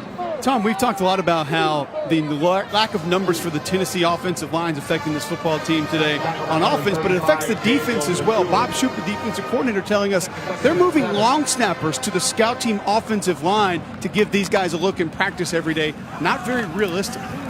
Witter gets tripped up. But why is that an issue? What's the biggest issue in that regard to use a lighter weight long snapper with the scout team? Well, not just lighter weight, but you tell me a long snapper knows how to block? I mean, they don't know any fundamentals of technique. They barely know how to come off the ball and look between their legs and snap the football. It's not a very difficult job. You're trying to get the look of what the offense is going to give you. You try to replicate your opponent to the best of their ability and best of your ability, and the defense can't get that, especially in the physical practices Tuesday, Wednesday. Then you're going to have a difficult time understanding what it looks like at game speed. I haven't seen that much shade thrown at night in a long time. Lock on a line that's complete to Jamon Moore. Sheds a man, and he's in. Touchdown for the senior, Jamon Moore.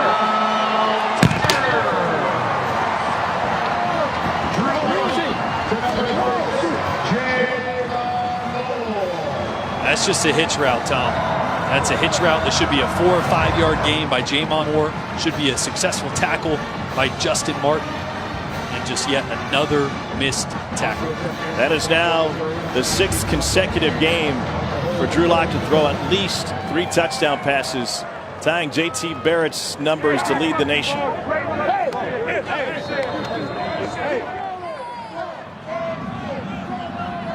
(31, 51, and 23).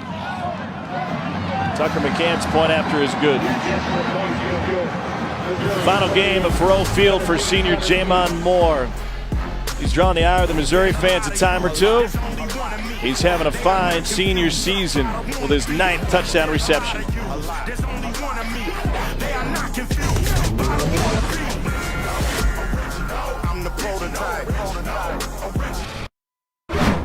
It's number 1 versus number 2 and number 4 versus number 5. One night, 2 blockbuster matchups. Well, if anyone needs a scouting report on Duke or Kentucky, you could ask Utah Valley. They're playing them in back-to-back nights. Meanwhile, here's what's going on in college football. Georgia lost on the Plains today, 40-17. Alabama and Mississippi State are tied 24-all. That one's got about 4 minutes left in Starkville, and turnover chain's working again. Miami's up on Notre Dame 27-zip. The top 3. Number 1 goes down. Number 2's tied. Number 3's trailing. Want to know how rare that would be? The Associated Press, number 1, 2, and 3 ranked teams have never lost in the same week in the regular season.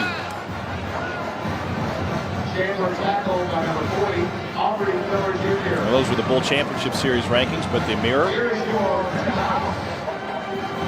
38-17. Missouri with the lead here. Less than a minute left in the first half. This game was tied at 17, and on a 3rd and 7, Larry Roundtree ripped off a 64-yard run. Missouri has outscored Tennessee 21-0 since. Yeah, I mean, you may look at the scoreboard right now and say, well, why does that matter? It matters so much. You're going into half, and Missouri is content to run the ball and run the half out. You go to the locker room tied.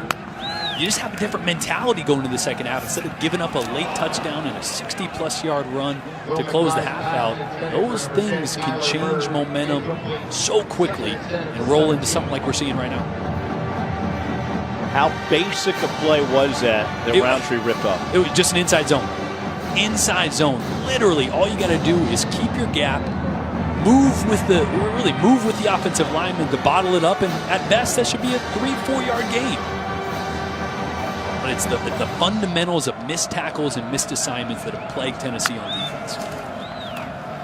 On 2nd and 10, it's John Kelly. The Detroit native uses a stiff arm to find 2 yards. And his hand up in Brandon Lee.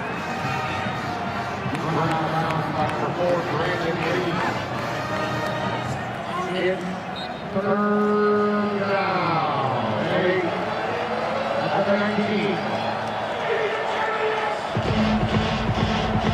Third down, 8.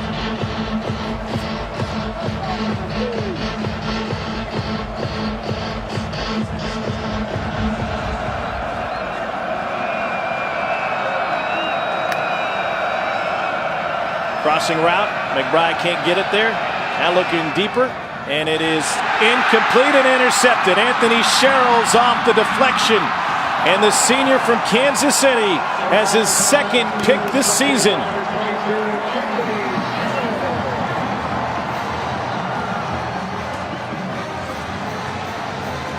That's just a young mistake. Missouri does a great job at the snap of setting individual blocks on the offensive line. You see Terez Hall walked up there. When he lines up over the center, that means everybody's going to be on one-on-one blocks on the offensive line. They play some games, get some pressure on McBride.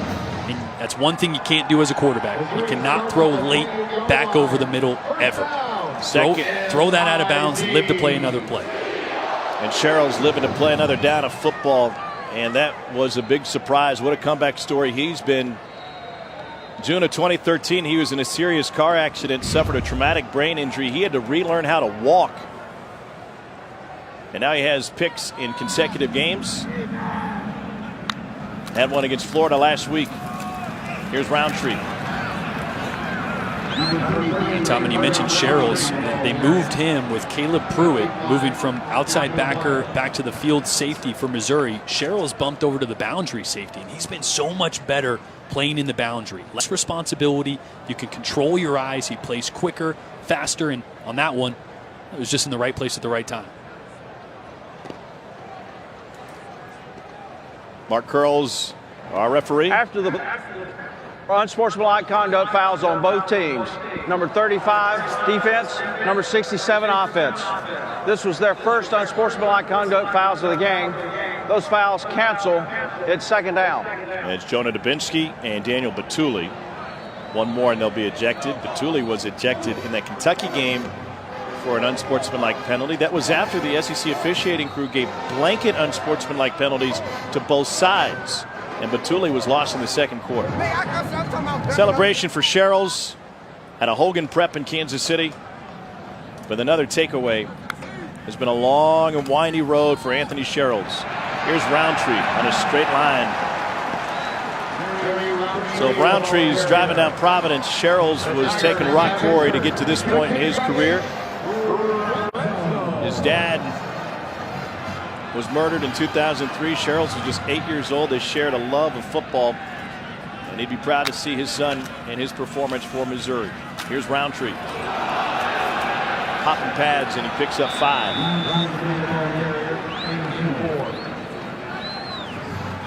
It's Nigel Warrior coming up to fill that hole as he's playing their safeties really low and run support. Man, Larry Roundtree's running physical.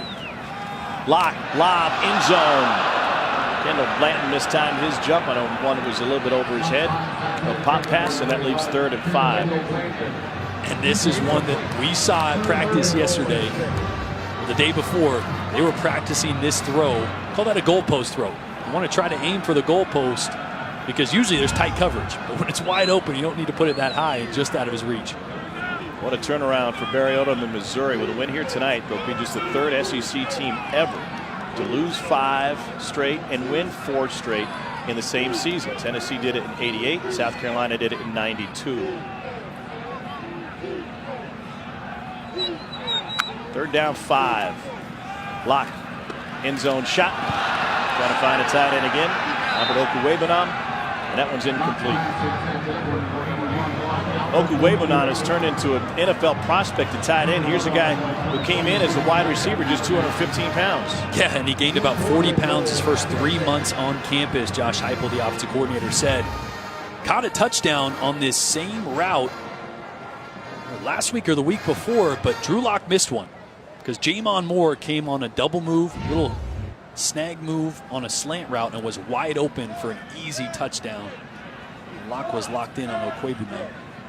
23-yard attempt now for Tucker McCann. That's good. Missouri up 41-17. Dari, what are you seeing out there? Guys, Alabama-Mississippi State tie game. Andy Papanastas for Bama for the late lead, and he stoinks it off the upright. Mississippi State then went 3 and out. Bama football near midfield, tie game. Yeah, Jalen Hurts scrambling now with under a minute to go, trying to make it happen for Alabama. It just figures in this fantastic college football season that they could be seeing overtime in Starkville. Unbelievable. I honestly, if I'm going to be honest, man, I didn't think that one was going to be as close. I thought the physicality of the way Alabama would make Mississippi State one-dimensional would end up too much, but Nick Fitzgerald's been good on the ground and through the air. Cole, you predicted a Mississippi State win over Alabama back in the summer. What did you like about that game then? Well, a mobile quarterback with Nick Fitzgerald, and I like the run-pass option conflict that Mississippi State brings. I didn't think the Alabama front seven would be as good as they've been this year, especially as dominant on the defensive line as they've been, but that was an area of concern. Now that you look at it this week, going in with all those injuries at linebacker, Dan Mullen and that offense should have been able to take advantage of that. Also thought that defense would have more turnovers than they've had this year. They've been aggressive, they've gotten some, but I thought that Mississippi State defense would have a lot more turnovers than they've gotten so far this fall. Well, they've had 5 sacks tonight. They just brought Jalen Hurts down for a sack, and Alabama looking at a 3rd down out of a timeout. Chance for a return for Tennessee, another touchback. After the game, they'll be talking about this and that and plenty with Dari, Gene, and Chris on SEC Now. Full recap of the day, complete breakdown to the biggest plays around the conference for Week 11. We can break down Dave Pasch's beard. That'd be a good one. No one covers the SEC like we do. You can also see SEC Now streaming live on the ESPN app. I thought McElroy was going with that look earlier this week. What about you? You're working a little stubble tonight, too. It's cold. It's cold and I'm lazy. Quite a combination. Here's Will McBride on the run. Intercepted by Missouri again. It's Caleb Pruitt this time. His first of the year.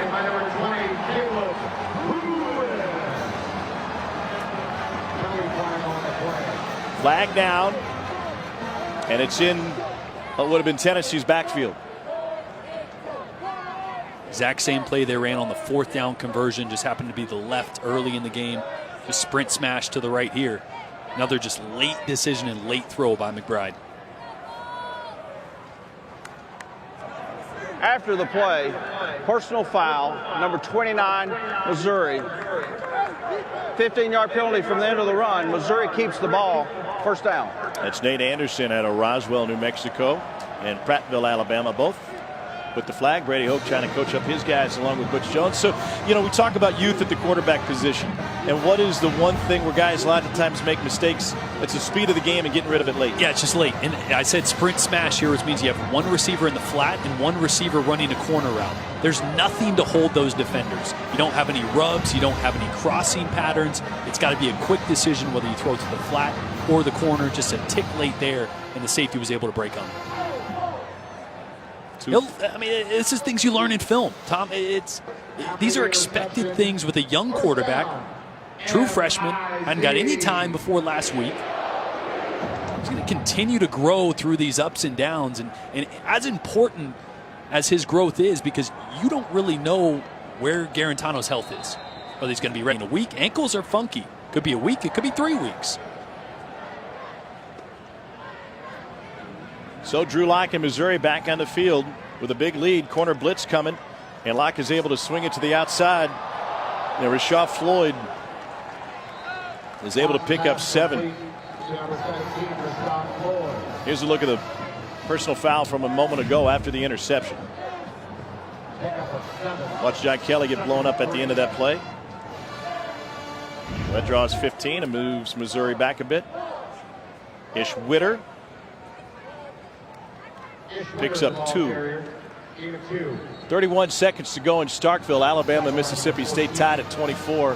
And Alabama trying to line up for a game-winning field goal. Dari said they just missed one. Andy Papanastos was made from 30 and missed from 41. Witter again for a first down for Missouri. Witter, the ball carrier. First down, MIC. 201 yards on 20 carries for Witter. Alabama doesn't need a field goal. They get a touchdown pass from Jalen Hurts to go up a touchdown with 25 seconds left. Wow. Trust the process.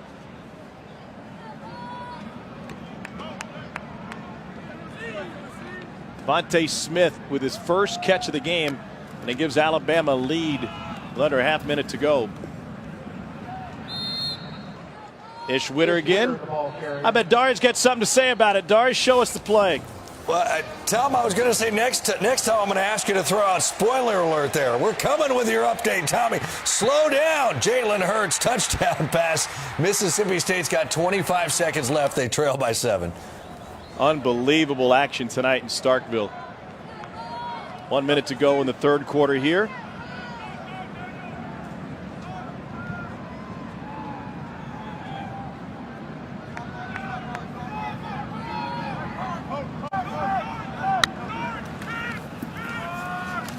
Ish Witter. Are you surprised the success Missouri's been having on the ground tonight? That is 361 yards on the ground. You know, I'm really not. I mean, we were unsure of how this defense was going to respond. Yeah, they're the #1 ranked defense against the pass. How talented Missouri is on the outside, passing the football, the conflict that they create with how wide their receivers set. It means that Tennessee's all night only had 5 or 6 guys in the box. It's advantageous for Missouri to continue to run the ball. They've just been more physical. Drew Lock has thrown for 3 touchdowns. A bullet off of Hall's hands. I mean, the quarterback, and you can't help yourself. You don't want to be greedy. You're looking up at the score, and you're like, well, I mean, okay. But that is probably 100 yards conservatively from Locke to Hall tonight that have just been drops. 7 drops as a team for Missouri. And Locke 11 of 26. He was completing over 80% of his passes the last 2 games. That doesn't help. That's frustrating as a quarterback, no matter the score.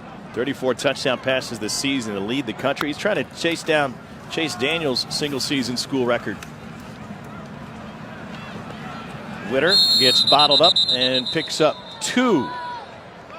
We played 3 quarters at Missouri. Into the third quarter. And the Tigers have a 41-17 lead as they look to continue their remarkable season turnaround.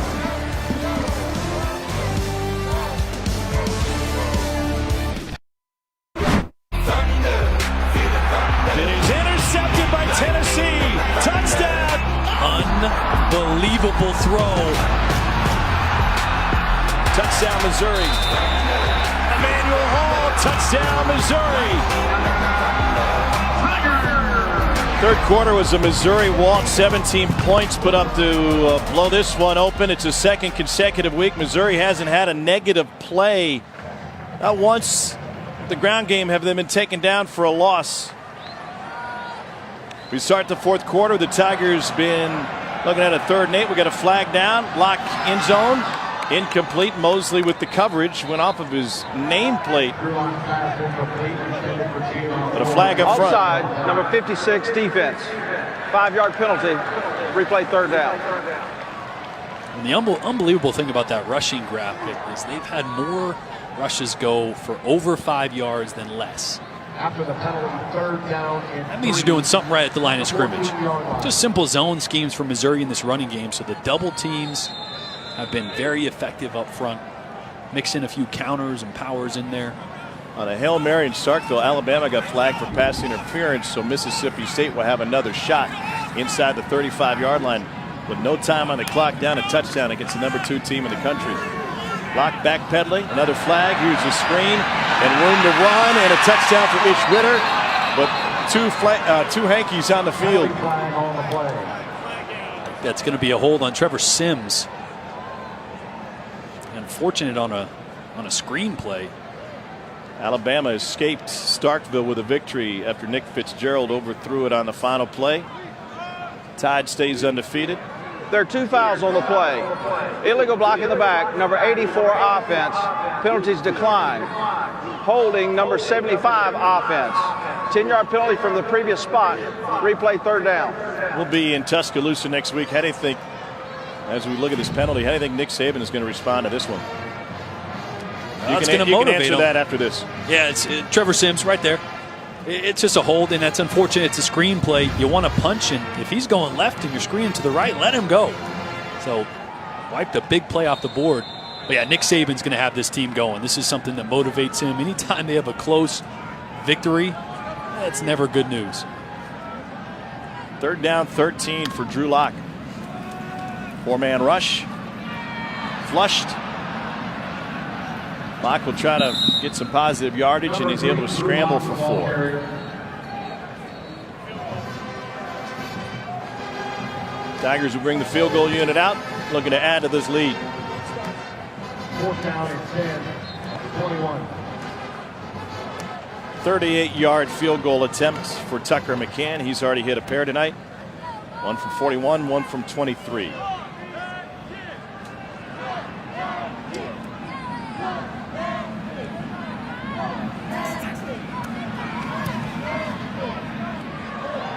Good. No issues for Missouri in the second half. Barry Odom's team on its way to win number 5.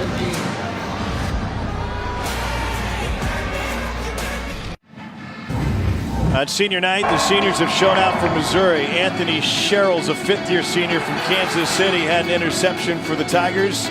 Jamon Moore hugged by Barry Odom, then he hugged the sideline on his way in for his 9th touchdown reception of the season. Marcel Frazier's been teeing off in quarterbacks his whole career. He did it. And then Ish Witter, who's having a monster night for Missouri on the ground, already has 216 yards. That's 11th best in school history, and he still has a good chunk of the 4th quarter to play. All of those guys, I think, are great examples for any college football player out there, that you're not defined by how your career starts, but how it finishes. And they've all matured and developed even late in their careers. I think Marcel Frazier is a great example of that. We were talking with Barry Odom about him yesterday, and he said Marcel Frazier is always a guy who was more than happy to line up a defensive end on 3rd and long, get after the quarterback. And then we told him, no, dude, you got to play 1st and 2nd down too. You got to put your head in there and make some plays, and he's doing that for this Missouri program. Yeah, Odom even mentioned, and this might not even be the right word for it because it's not meant in a derogatory way, but an entitlement. You come to Missouri as a defensive lineman, you expect to put up big numbers. You expect to get drafted in the 1st round of the NFL draft. So yeah, you want to get after the quarterback. You want to get after it on 3rd down and get some sacks and be a leader in the nation in that. But you got to realize, to be a complete player, you got to get on 1st and 2nd down first. Big run for Tennessee. Carlin Filsamy will rip it off and pick up a 1st down, but lost the football. They say he was down. Anthony Sherrills thought he had his 2nd takeaway of the night. But Tom, you mentioned these players maturing. None of them matured more than maybe possibly Jamon Moore. Yeah.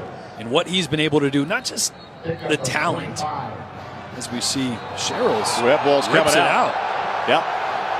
Clear and immediate recovery, I believe, by Sherrills. Let's let the tape run and see. Indeed. The ruling on the field of the runner down is under further review. And so Anthony Sherrills, this senior out of Hogan Prep in Kansas City, is going to have his 2nd takeaway of the night and his 4th in the last 2 games. Oh, what a great play. Sherrills DBs are taught as you tackle, go for the strip. Sherrills is a remarkable story both on and off the field. Talk about developing. Remember, he missed a couple of games due to concussion protocol this season. He was in a terrible car accident as a freshman. His dad, Montel, was strangled to death in a Kansas City, Kansas parking lot in 2003. Anthony was only 8 years old at the time, but they loved talking football together. That was a common bond they had, and they were side by side every single day. After review, the ruling is the ball was fumbled, recovered by Missouri at the 45-yard line. Reset the game clock to 14-17. 14-17 on the game clock, please. Pick and a fumble recovery last week for Sherrills. Pick and a fumble recovery tonight for Sherrills. Came back from a traumatic brain injury, part of that car accident. And Tennessee can only think what could have been. That's a 3rd consecutive Tennessee offensive series that has resulted in a turnover. 3rd play in a row. Pick, fumble.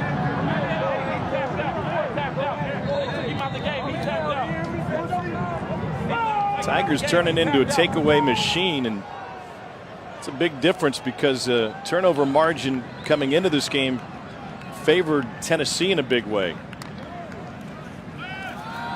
Block, lets it go, caught, First down, Jonathan Johnson. I was talking with some folks close to the Missouri program before the game today, and they were discussing all of the scouts that have come through to watch this Missouri team. And before the season, not many thought that Drew Lock would be a candidate to leave early. But the more the scouts see of Lock, the higher the odds are that he gets put in a position where he might be done and moving on to the NFL, the way that the scouts really like the way he plays the game. Just look at the season he's had. I mean, the skill set. When we were here in the spring, I said it.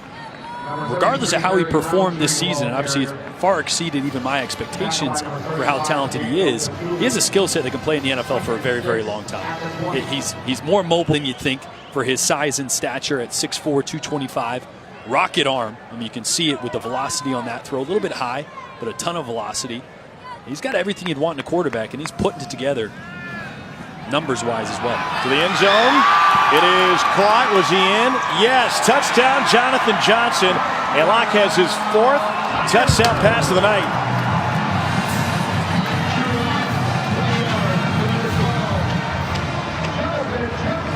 As good of a throw as you've seen from him tonight. Can't say it anymore. Opposite hash. Threw that corner out on a line. 591 yards of total offense for Missouri.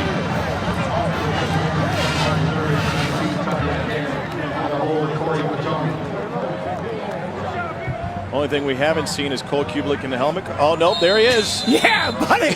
Tom, it's my new favorite tradition in the SEC. The Missouri golf cart helmet. Hey. How fast that thing going, Cole? Let's do it. Going after was blocked. Tennessee has a chance for a return. Cortez Sapp is taken down. And so a non-event, not quite as exciting as Cole Kublik in the helmet car. Cole, why are you driving that thing? I feel like I'm taking on Rock Quarry Road. I love it, Tom. I love it. Who's your driver? This is my man Rick. My man Rick's taking me around, driving me here. Rick's doing an excellent job. We got up to 3 miles an hour there. After every Missouri touchdown, they take that thing for a spin. Where's the seatbelt? They modernized that thing. They got the new logo on it and everything. Drew Lock driving Missouri to half 100 tonight, 50-17 Tigers.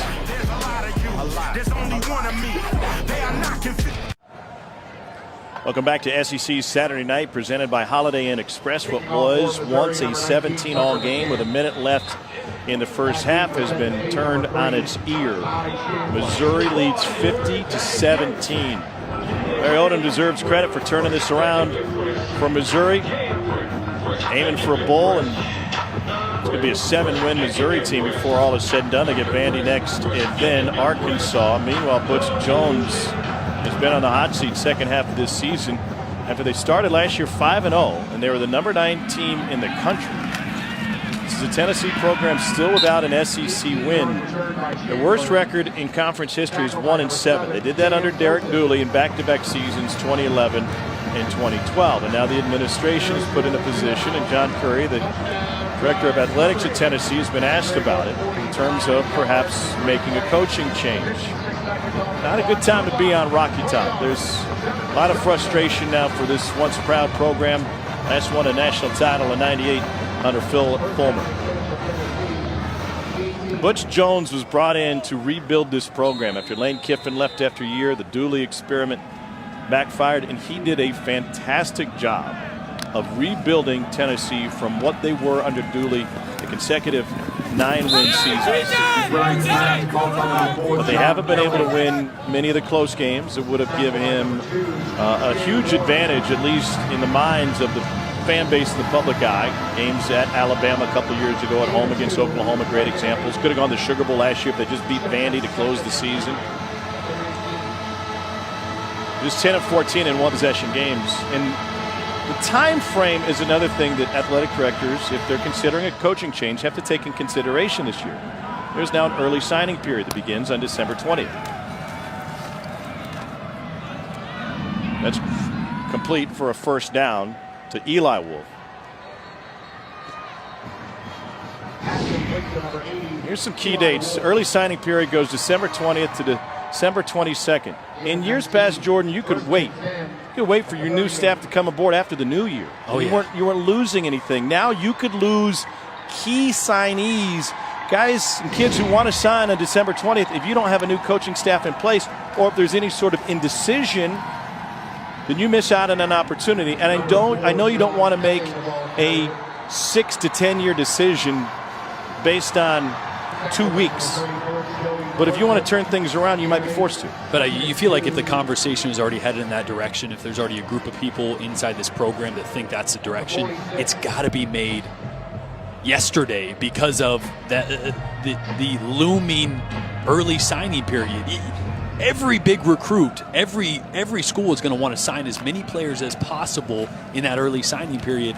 And you don't just have to have your head coach in place or named. You got to have their whole staff in place. Right. I mean, these are position coaches are the ones that recruit these kids, that regionally go out and see these kids, recruit them, have the relationship with them.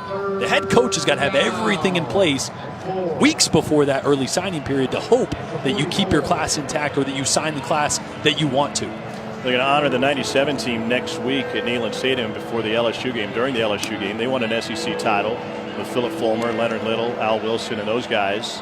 So they'll all be back in town, or assume they'll be back in town. There's also going to be at least one other SEC opening, probably 2. Right? Florida needs a new head coach. Matt Luke is the interim head coach at Ole Miss, and they've had a good year, but that's going to at least be up for discussion. And you're competing with other programs, especially within this league. If your rival in the East beats you to a guy that you want, that could have lasting repercussions. Yeah, especially at Florida. I mean, Tennessee, what's most interesting about this entire situation when we talk about Butch Jones and what he's done, really credit to him for how he's developed this program in the wake of how bad it was with Dooley, but it's those 1 or 2 games that could change everything. You mentioned it. They could be in a Sugar Bowl last year if you win your last game of the season. We're not having this discussion. Even if the year went this way, we're talking about injuries. We're talking about developing. Now we're talking about firing. 58-yard punt. 10:27 to go in this one.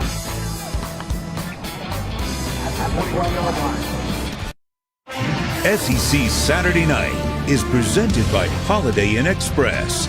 Be the readiest. Well, I'd say Drew Lock was the readiest tonight. Drew Lock in this Missouri offense. He's thrown for 4 touchdowns and a pick. Missouri has run for 374 yards. They're closing in on 800 yards rushing combined over the last 2 seasons against Missouri. Locke, Witter, and Roundtree having monster nights for Mizzou. They've combined to put up 50 tonight. 50. And Locke earns a break for the final 10:25. Micah Wilson, freshman out of Tulsa, Oklahoma. 4th member of his family to play Division I football. His dad was a captain in this Missouri program back in the 80s.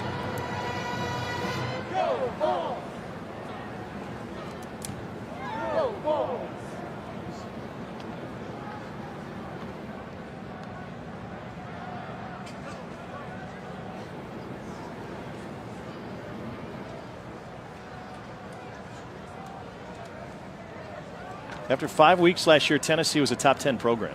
Yeah. Number 22, Dawson Downing, the ball carrier. And what I was trying to mention right before the break is you win a couple of those close ones or games that you should. Yeah. Even with everything that's happened in the Butch Jones era. You win your last game of the season last year. You're in the Sugar Bowl. Right now, we're not talking about should they replace Butch Jones. We're talking about how they've been decimated by injuries, how they're going to develop Jarrett Garantano. You're talking about projecting things forward because of positive momentum. Instead, you underachieve, and now we're in the scenario where we are.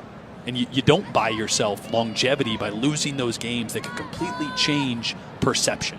2015, they lost to Oklahoma in overtime after blowing a lead. They lost on the road to Florida by a point. They lost at Alabama with a second-half lead. Any one of those. Any one of them. Tips the scales of public perception and opinion in your favor. 2016 happened again. Lost in overtime at A&M.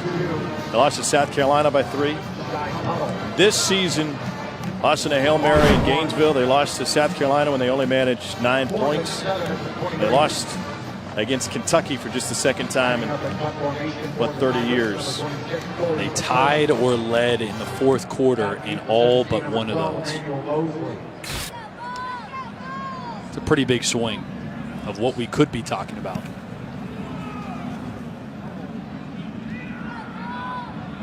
Mosley will let it go. Tennessee will be back on offense, looking for the first score of the second half after that 52-yard punt.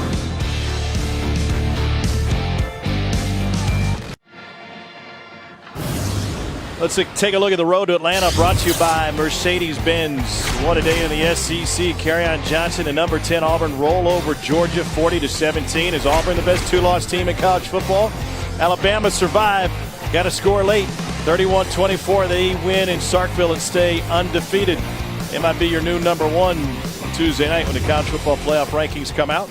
Wisconsin is 10-0 for the first time in school history. They took down Iowa 38-14. They held Iowa to 66 yards of total offense. And the Hawkeyes were 0 for 13 on third down. Miami is rolling over Notre Dame. On the fly, how does your top four change now? I mean, I'm trying to sort through the one-loss teams right now. So you got Alabama, number one. Alabama's going to be number one. You're going to have Miami's probably vaulted into the top four now because they have a quality win along with an undefeated record. That was a question mark for Miami. Wisconsin will be status quo. They'll move up because of the shakedown. Wisconsin, I mean, you hold Iowa to 66 total yards after Iowa put up 55 points on Ohio State. Yeah. You want to talk about needing to make a statement and making one against a top 25 team that just came off upsetting in Ohio State? Clemson beat Florida State 31-14. They clinched the Atlantic. They'll play Miami in the ACC championship game on December 2nd. So that will decide who gets in the college football playoff, you would think, right? Oh, yeah. Clemson now 9-1. Tell you what, the committee's going to have one heck of a time in that meeting room when it comes down to. It'll continue to sort itself out even more, but man, right now they're going to have some tough decisions to make because, to me, Wisconsin's starting to prove everything that they need to as an undefeated team that supposedly had a weak schedule. Northwestern at the end of the year might end up being a top 25 team, just beat a top 20 team, 20th ranked Iowa. Depending on who shakes down and is in the Big Ten championship. How about Oklahoma? They're handling TCU tonight in a top 10 matchup. They're going to the fourth quarter up 38-14. That's a one-loss Oklahoma team that lost to an Iowa State team that's a lot better than we thought they were.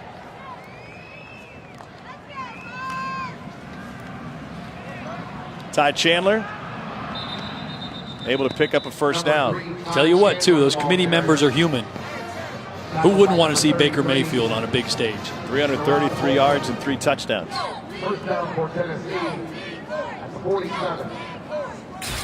So the shuffling continues.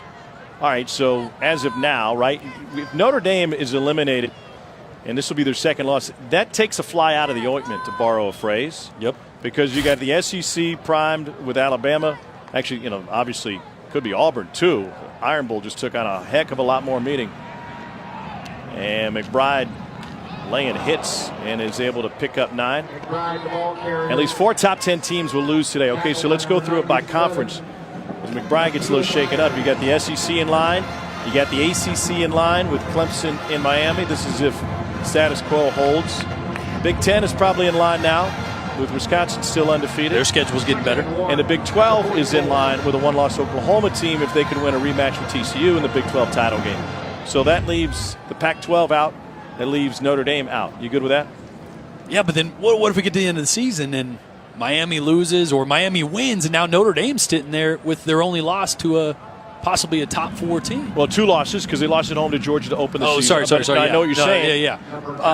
But that's a snapshot today. Yeah. Right? And it's constantly evolving. The most interesting thing there is Auburn completely controlling their own destiny. And they're going to have an opportunity in the Iron Bowl to play Alabama to control their own destiny. A chance to possibly rematch against Georgia if you win that. I mean, for chances of a 2-loss team getting in, they still control their own destiny. It'd be pretty tough to keep out if they beat Georgia, then Alabama, then play Georgia again and won. I mean, how do you keep them out after that? I got another note for you. McBride's wanted to chuck one deep and overthrows his receiver. Got tangled up with the DB. Jarrett Stidham opened the day as a 1,000-to-1 long shot to win the Heisman Trophy. If Auburn, who beat Georgia today, wins the Iron Bowl, wins a rematch against Georgia, and they're in the college football playoff as a 2-loss team, and they've done it with this great quarterback who can pick up big numbers, I'm guessing he's probably at least in New York City. Maybe. I would tend to disagree just because I think he was so out of the conversation for about 4 or 5 weeks that he's going to need that quote-unquote Heisman moment. He's going to have a couple opportunities to do it. I don't think he had a Heisman moment today against the number 1 team in the nation. That was Kerryon Johnson. That was the workhorse. Now, if they're there, Jarrett Stidham's going to be a lot of the reason because of that, but he's going to have to go off against Alabama and the outside chance that they upset and win that and get a rematch against Georgia. I mean, he's got a lot of work to do because right now for me, Baker Mayfield is so far ahead of the pack in the Heisman race. I think he's going to be tough to catch. Ethan Wolf with that catch for Tennessee. McBride turns back to the right, loses the football on his way down. Another sack for Missouri. Trey Williams stripped it, and the Tigers recover. Another takeaway. Colby Whiteside, the freshman, able to scoop it up. Another $200 for Zach Hucker. Whiteside with the recovery, and for Missouri, 5th sack of the night. Things not working well for Tennessee tonight. By the way, did you listen to the Rich Eisen show yesterday? Didn't. You had John Gruden on. Yesterday. That was Friday. Eisen asked Gruden if he would ever return to coaching. Quote, "You never know. One of these days, just keeping my options open." Listen, a whole lot of Listen, man. I can still coach. That's not a good Gruden impression. There's a whole lot of groomers swirling around East Tennessee. There is. Ball country. I just find that hard to fathom, that you leave the money and really the quality of life that you get with what he does now to get back on the road and start recruiting. I mean, the NFL and college are completely different when it comes to being a coach. College, you got 2 weeks out of the year where you're off. If you're not coaching your team on Saturdays, you're recruiting. And that is, I'm just not so sure Gruden's ready to leave his paycheck and leave his current job to get back on the road. But you never know. That itch is strong, and I get it. Pretty cush gig. Dawson Downing with a 1st down run for Missouri. Wouldn't he be fun, though, if he was a coach in college? Could you imagine? Are you kidding me? 18, 19-year-olds playing for John Gruden. Missouri has run for 398 yards tonight. Bobbled and incomplete. I mean, trust me, Tennessee fans, I would love to see Gruden on the sidelines. I would. I just don't think it's going to happen. By the way, Scott Frost and UCF won again. Former Nebraska quarterback has UCF 9-0. They lead the nation in scoring, nearly 49 points a game. They've scored 30 points or more in all 9 games. They're the highest rated group of 5 team out there right now. They destroyed UConn. Here's Micah Wilson. Quarterback got shoved out of bounds by Abernathy. 20-yard gain. Were you just talking about scoring points? Yeah. In Florida? Who likes that? What fan base is interesting? Is addicted to a high-scoring offense? I think they're going to try to keep him in Florida. Well, his alma mater is probably going to be calling too. Oh, yeah. Nebraska looks like they're going to have an open door. But right now, if I'm Scott Frost, I think Florida is much more enticing. Well, he might be turned off by the way Nebraska handled their last coaching search too. And remember, coaches are humans. 411 in the rushing department for Mizzou, nearly 8.5 a carry. You know who's loving this? A couple of those high-profile agents are just licking their chops. They got some Christmas bonuses coming their way, don't they? Oh, yeah. Coaches get paid now. They get paid to get fired, too. Which is unbelievable, the buyouts on these contracts. Right. I mean, but you earn it, right? You leverage it. When schools need you that bad, when there's only a handful of coaches that can even be in the discussion, you hold all the power, and you want to make sure you're locked in to having the longevity to be able to develop your program. If you don't get that, then you should be paid. So I'm for it. Second is short now for Mizzou. Tennessee needs 2 wins to make it to bowl eligibility again. ESPN's FBI gives them a 28% chance to win against LSU, a 60% chance to close the season with a win against Vanderbilt. Tennessee has never, by the way, they're going to draw up to 4-6 with the loss here tonight. Tennessee has never lost 8 games in a single season. And that is it may not sound like much, but that is a real point of pride for Tennessee folks. They're going to have the option to win both those at home.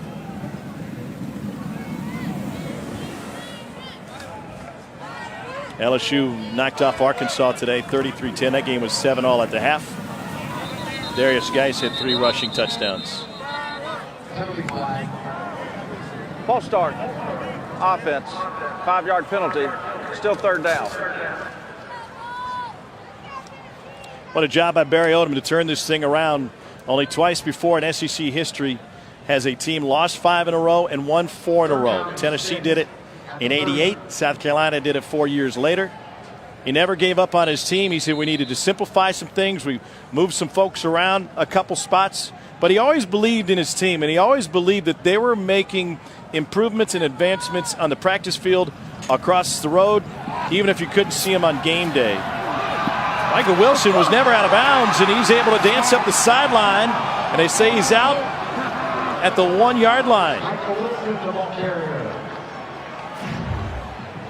Boy, I'm not so sure that he might have stayed in bounds here. Let's watch his feet. The blocking downfield. That left foot. That's in. That's in. That's in. That's a touchdown. That's a touchdown.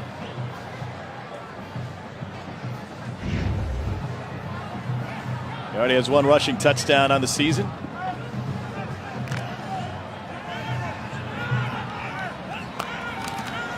Oh, lost the snap. A little bit surprised. I mean, non-competitive situation now, 50-17. Still surprised they didn't stop him. Yeah. Take a look at that. That was a touchdown. How about Barry Odom? You know, he's starting coolers on fire. He's trying to rip up old game plans, saying we're going to start fresh, start anew. Almost started a fire inside the building a few weeks ago. But what a renewal, this Phoenix rising from the ashes. He wanted a way to visualize, get his team to visualize moving on, turning the page, putting all that behind him. So, yeah, why not throw the game plan, all the negative articles into a cooler and light it on fire in front of your team? 2 years in a row, Missouri will set SEC's rushing records against Tennessee. Last year, they went for 740 yards. This season, 637 total yards. It's almost 1,400 yards of offense in 2 games against Tennessee. They only won 1 of them. That's the other funny part. It'll be a long flight home to East Tennessee for Butch Jones and these Volunteers. Barry Odom knows what that feeling's like. After a 5-game losing streak, the Tigers are now 5-5 overall. Their second conference.